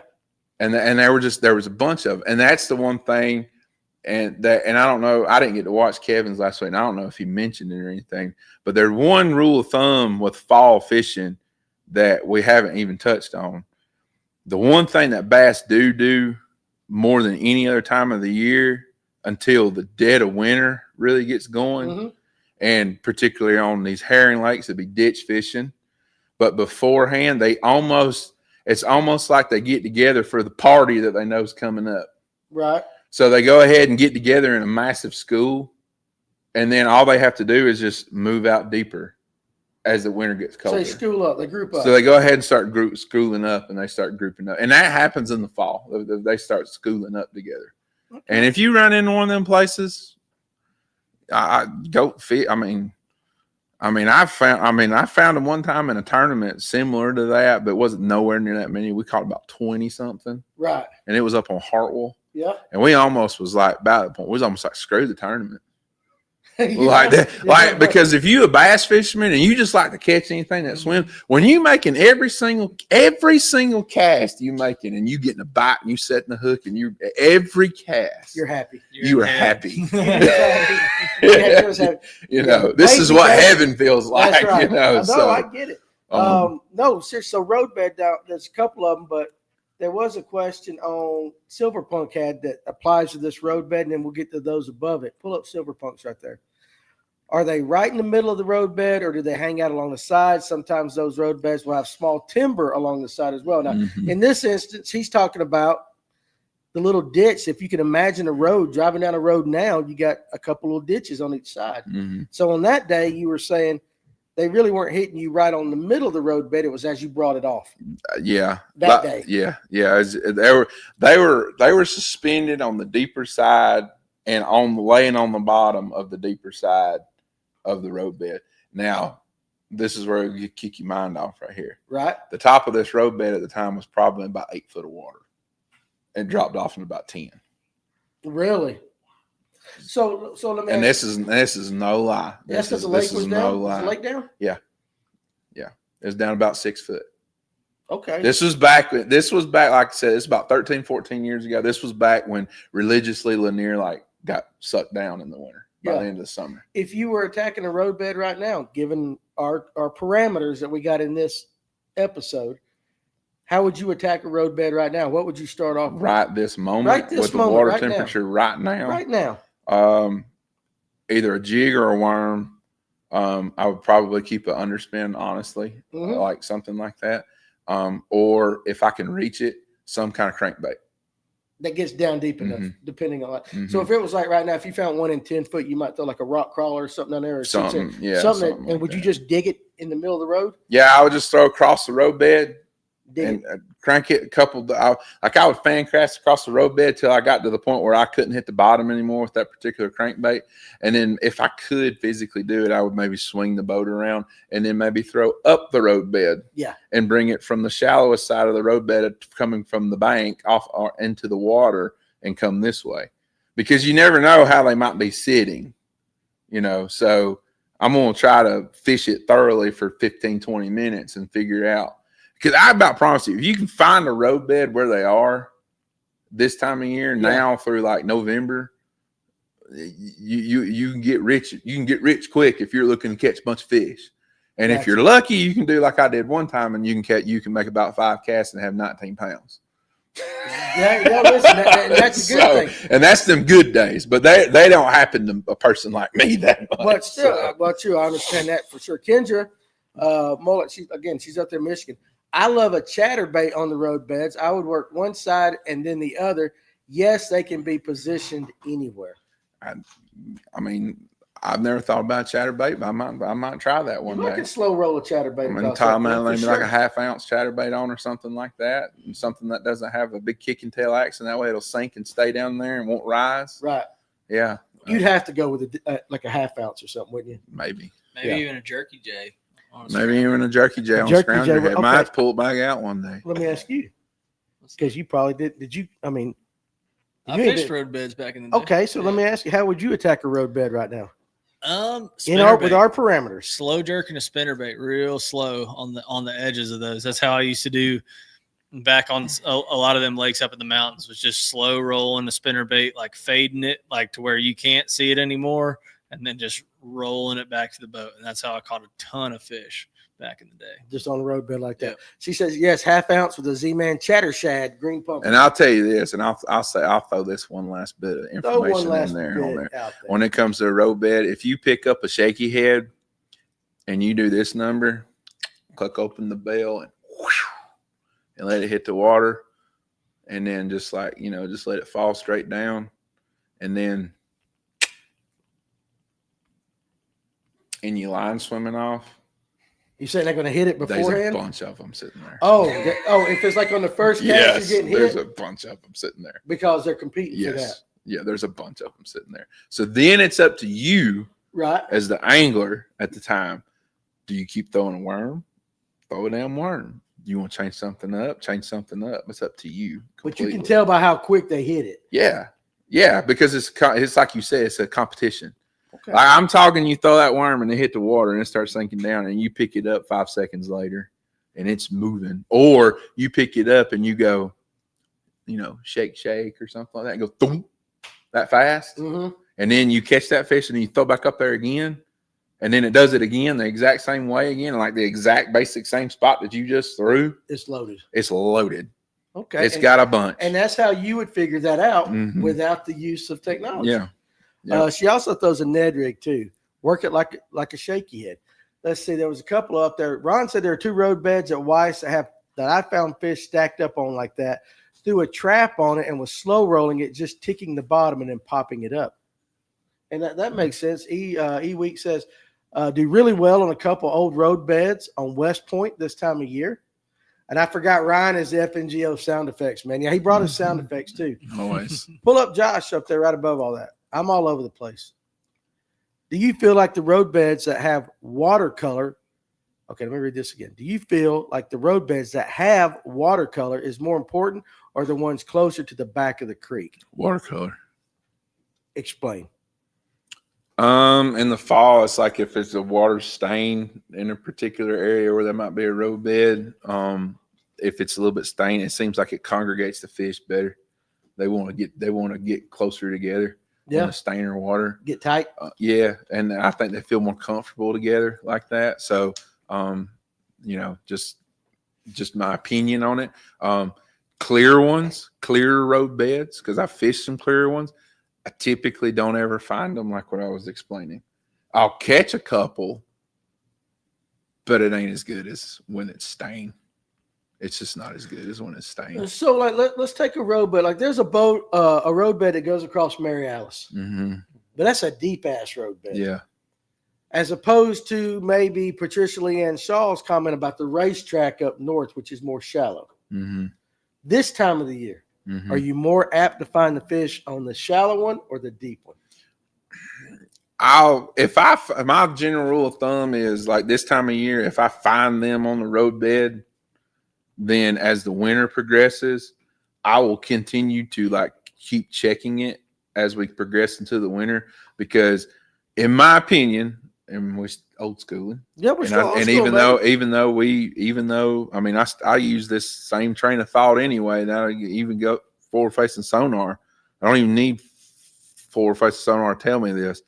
If they're on that road bed in October, why the hell wouldn't they stay in that whole creek? Why they might not, but they might move out here to 30, 40 foot of water in the winter. So they're in that area. Yeah, they're not going to leave. And in my opinion, and I'm always open to debate on this. In my opinion, I believe on when fish pick a wintering hole. Yeah. And this don't matter what lake it is. It's not just Lanier. I believe that when a fish pick a wintering hole, wherever that may be, they don't venture very far from that wintering hole. That's where they live. Like that's where they stay. You're talking about in that general area year-round. No, in the winter. Just in the winter. In the winter, particularly in the winter. Okay. I believe they don't leave very far. And the reason why I will say that is because, and Clint, you chime in on this. Anybody can. It really don't matter. But you got that ditch. You got several ditches. We're back on Lanier here though, so because it's our home lake. But you got that ditch that you always. Let's go sit there in ditches. I know we're about 4 or 5 of them are where they'll tip me know if they're there. You got something like that? Yeah. I think them fish. Them fish stay, don't they, for the most part? 100%. Exactly. I feel like they're always they there. change their depth, making them bite, and then finding what they're set up on, and if they're remotely active. I feel like they're always going to be resident ditch diggers in the backs of those, but it's just like figuring out what they set up on. And I mean, you think about, we call it the fall transition because those fish are transitioning back in there. Well, what are they transitioning back to do? To be back in there all winter long until it's springtime and they come back out. Like, yeah, I mean, they're moving back there. They're not packing up the U-Haul and being like, oh, well, next week I'm going to go way out here completely out. Like they're setting up camp for the winter. So they can move from like that one spot. They're not moving very far to that ditch. They're in that area pretty much. If you find a fish in a creek now, September, odds are in January, he's still in that same area, just maybe down in the ditch. Just maybe, yeah. It just depends. Kendra says, I bet you'd find them on both, talking about the shallow and the deep. Road beds are great ambush areas. I feel bass are there all the time. I mean, it's major, even though we think structure, sometimes we think timber or brush piles. I mean, a road bed structure. Yeah, it's a hard bottom. It's hard bottom. And at the end of the day, bass, if you watch old school bass fishing videos, like old school tournaments and stuff, like watch, I know I've said it before, that Lynn Dollar on YouTube, you can watch, he's got like a bunch of bass masters. Watch some of them one day, nasty weather, don't want to go do nothing, sit in the house. Watch some one day. You'll see that some, like in 1989 or 1990, you'll see one of those anglers, one of those professional anglers talking about the reason why I'm catching these fish here is because it's a really hard bottom. Yeah. And a road bed is a really hard bottom. And bass like to relate to, to harder bottom. The harder the bottom, the better. Yeah, read Ron's there, Ryan. Those road beds were a big deal in the early bass days, and they was. Yeah. And they was. That was where old school you know, especially back when, and I wish they still did it, but they don't. Nobody does it anymore because the emphasis now is so much on spring. I wish they'd do the trails would run through November, December, and stuff. Man, in them old school days, if you was fishing for that, you know, trying to win $30,000 or whatever it was back in the day, if you found a road bed and you could keep it to yourself in some form or fashion, in them old school tournaments, you win that tournament right there because those road beds, you got 3 days worth of fish. Yeah, because there are so many. Yeah, I mean, you don't have to go do like some of the other guys. Like, you know, we'll just use Denny Brower for example, flipping the black and blue jig, real tight cover. Well, eventually he run out of fish. But you go find a road bed. There's an old video of Tom Mann Jr. Somebody talking about West Point. There's an old one of Tom Mann Jr. Got like second in the tournament on West Point. And he was fishing a road bed. And he was fishing. And all the fish did, those big largemouth on West Point did. Well, the first day of the tournament, he said they were on the road bed. The second day of the tournament, he filled a limit on the road bed, then quit getting bit. And the third day of the tournament, he figured out that they had moved up and suspended in the timber. But they were right there on that road bed. Right, they just moved off. So he didn't have to go very far. He had 3 days worth of fish in that area. It was just up to Tom Mann Jr. to figure out how to change and catch those fish. Yeah, Ron says Rick Clunn won a couple different classics on road beds and hard spots. I'll get to yours real quick, Ron. Brad, there was one. Let's do Brad's. To answer Brad, yes. Okay, yes. Okay, so that's a simple answer. What he said was. You said you throw buzzbait docks to marina docks supplies. Absolutely. Yes, yeah. I bet you road beds will play at this Wheeler EQ that's coming up next week too. I say road beds and I say road beds.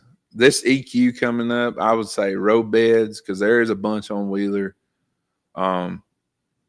Somebody is going to find them on a magic shell bed. For sure. Because them fish on Wheeler, they live around those shell beds. There's populations of fish that's where they live all year. And then I think you're probably going to see like a mega bag, like on the first day. Somebody's going to catch him up there like in the dirt. Yeah. Pull up old Colton right there. One more. No, two up. In my opinion, winter is the most boring time to fish, but it seems like I can catch more big fish during that time. I believe it's because they don't really move, like you said. They don't go far. It's a lot more predictable, I feel like. You think wintertime? Well, okay. Do you think, like, without the use of technology, what's the most, and take the spawn out, what's the most predictable time of year as far as you're concerned, like to where you can find bass? Yeah, the winter, kind of. Because of ditches and stuff? Well, not so much ditches, just general rule of thumb. You're gonna go to the lake. It's December. It's the end of December. You're on vacation from work at Christmas. You're gonna go fishing. It's gonna be warm, a little bit warmer today than it has been the past 3 days. Yeah. Go fish rock. Go fish Rocky Points. Because it's gonna have sun beating on them. Gonna warm up. Generally, you're gonna find some fish. Yeah. They may not be monsters, but generally, you're gonna find fish that'll bite. I like what Kendra said up there. Wish we didn't have to thaw or have ice in the winter. Now listen, I feel bad for you. Yeah, we came up there and filmed 2 years ago in Michigan, but we were going to go back that winter because it was September because we were going to ice fish. It didn't get cold enough. Like the lakes didn't freeze. But then this year, I think it like froze. But yeah, you up there, you Northerners got a whole different kind of conundrum with all the ice and everything. Winter is the best. There are no boaters. 100%. And I want to go ice fishing. That's the big thing. I actually want to film an episode ice fishing. Some people will go up to the Gunnersville Dam, hardcover, riprap, and current. And I guess that's in the. I think it probably is. Do you think it's easier to pattern fish in a river during the wintertime than it is a reservoir?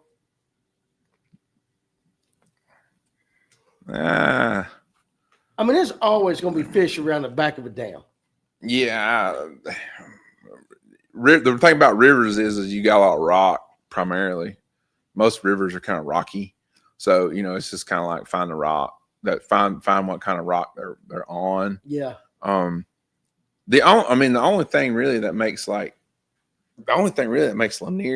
and the herring lakes, the only thing that makes the herring lakes very, very predictable in the wintertime is because of what the blueback heron like to do. Go down in the ditches. Yes. Yeah. And they will follow them. Makes sense. And it makes it very predictable for what they're doing. I also too, in their little walnut sized brain, I also think fish too, they develop habits. So the fish will, the fish will figure out some form or fashion. They know if they're never really caught or they're caught, but then they don't get drug up the lake in a tournament or something like that. I think generally they'll go right back to the same place. Right. Kind of like how deer do. Yeah. Deer know where all the acorn trees and stuff is this time of year because the acorns are fresh and they're following. So, and it's like a buffet for the deer. Yep. I think they know, where they are. Yeah. I think somewhere logged in that brain, they know just to go, so. I got you. Aaron Young. Pull that up. Find an area that has everything in a small area to find a good winter spot. Some days they want shallow rock. Some days they want deep water. That's kind of one of those places that they can get a little bit of everything depending on what it's doing during the day. Yeah. That's good advice. Okay. Don't let that northern guy, it's not a guy, it's a gal. She's a gal. It's Kendra's gal. Don't let that northern gal fool you. The fishing in the north is so great because those fish are frozen all winter. They bite like crazy from spring to fall. It's amazing. But she says right here, only because I have to fish, she would rather be somewhere that never freezes. So it's kind of funny. Like he's like, man, up north is great. But she's like, yeah, but it's cold as shit. I want to go down here. Mm-hmm. Yeah. So it's always funny like that. Let's see. Empty parking lot on a lake is always nice and all this. So, all right, we're towards the end. Spring is the best for sure. I bet it is up there. I really do like northern Michigan. I thought it was amazing. Have you ever been up there? Yeah. It is amazing. Yeah, I filmed a episode of Meat Eater up there, and we were fishing we fished Lake Michigan for lake trout, Charlevoix for smallmouth, muskie fishing up in the UP. It was fun. She goes, the fall jerkbait bite on St. Clair is fire. I bet it is. Oh yeah. We might have to meet you and we'll all go up there and go fishing with you. Let's do one more question. Clint, if you had to fish a jig, as you said, in the fall, would you throw a chunk or a crawl? And Ryan, you can answer that after Clint. So right now, I'm going to have a mop jig tied on, and on the back of that mop jig, I'll probably have like a Strike King Rage Bug, so a big, thick Rage Bug on the back of that mop jig, and then I'm going to have kind of the opposite. So I'll have a Queen Tackle Peanut jig with a little Yamamoto Twin Tail on it. So two different kind of options. Never been big on the chunk, and I'm sure I'm missing by that, but I just never got into it that hard, and I've always thrown like a Rage Bug, a Rage Crawl, something like that on the back. And it's still like not super cold water yet. You still want some movement in that, so I still like that. Something like a Rage Bug or a Rage Crawl on the back of a big old jig. Well, you knew, you called out those things quick. You knew what you was talking about right then and there. What about you, Ryan? I'm lazy. I just throw double toe grub. No, listen, I get that from you. I think I get that from you. I don't change nothing. That's a Yamamoto on the back of it. They're gonna bite a jig. They're gonna bite a jig. That's all. I mean, if you want downsize. You want to upsize. I don't ever throw anything any different. I throw a full size regular jig, 3/8 ounce. Yep. With a twin tail on it. And you might dip the tails and all. What about you, Alex? Combat crawl. He's a walking advertisement. No. Here's the thing that I love is that's just passion, son. That means he found what works, and it's. I ain't knocking you, dude. No, he doesn't. I'm not knocking you. Just as much as I can almost predict your answers, I can almost predict his. And I mean, listen, I know. Hey, we all saw why in the fish tank. That's right. We saw why. Absolutely. So, all right. Well, with that, listen, this is a lot of good stuff in the fall. Just go fish. Mop jigs are awesome. Anthony Wooten says, yeah, just go fish. Just go fish, have fun, fish it the way. I think we can say the shallow bite, top water bites there. I mean, even if you're offshore right now, you still can throw a lot of top water. Mm-hmm. If you have a lake map, you know where humps are. Mm-hmm. You don't necessarily have to have all the technology, but you know where things are. So Ryan, with that, listen, thank you for coming up. First of all, I'm glad you're feeling better. Yeah. I'm glad you're feeling better. And I'm glad you came up there. Kendra's fishing Sandusky Bay for my BFL regional next weekend. Well, hey, listen, let us know how you do, and we wish you the best. I hope you win. Hope you go up there and absolutely win it. But Smoke them. Smoke them. Kick all them boys' asses up there. But anyway, thanks for coming up here. And it's always a good time when you're up here. We have some good laughs, remembering a lot of this stuff. But again, good Now that my information. work schedule's normal. Yeah, I know. Now you got a normal work schedule. Anytime you ever want me to, just give me a call. Well, we can do that. Eddie says, glad to see you doing better and all that right there. So, Alex, hell of a job tonight with all the different comments and everything. So, appreciate you coming up. And, of course, Clint, as always, fantastic job. Being the pretty one, holding the look side of things down With and all his that. one of Son, two I'm Yamalube Yamalubed up, son. This is a fresh hat. Yeah. There's only 2 of these in existence right What now. is it? What's One it of say? two. Yamalube, baby. Yamalube. Yep. Stay lubed. Hey, listen, and Kendra, maybe one day we'll all be able to hook up and go fishing. I think that would be awesome. But anyway, all right, guys. So, hey, look, appreciate you guys. What are you laughing at? Did I sound bad? Did I say it wrong? No. What are you laughing at then? Groove fish and jig boxes. When are we getting those? Who said that? I did. You did. Oh, so right now, okay. You're changing the subject. Right now, you can go. The new website is up for group fishing. And you can go and you can order anything they got. Now, the jig boxes are just now getting the big jig box. They're just now getting the port in Los Angeles. Take about 14 days, they say, to get back over here. But you can go ahead and pre-order one. And I'll tell you, if you want one, you need to pre-order it because there's X amount. And some are already going to Canada and Tackle Warehouse. They're going to get them. But you can get them right now. You can go ahead and order them on the site and be in line so that when they get them, it'll go out there to you. And they're absolutely awesome. Ask Kevin Underwood. You know, if Kevin's willing to show everybody that and he uses it, it's good enough for all of you guys. But it's an awesome one. But with that, been a great evening. Appreciate all you guys on TikTok, guys and gals on TikTok and on YouTube for joining us tonight. Been a great show. Tomorrow, 12 o'clock, be back with the lunch break. Join me then. And how many do they hold? A lot. Yeah, enough. How about that? In true Danny Pruitt fashion, a shit ton. That's about the only way I can tell you. I mean, you see all the lines right there. A bunch. You can put a regular jig in, or you can put your jig heads, whatever.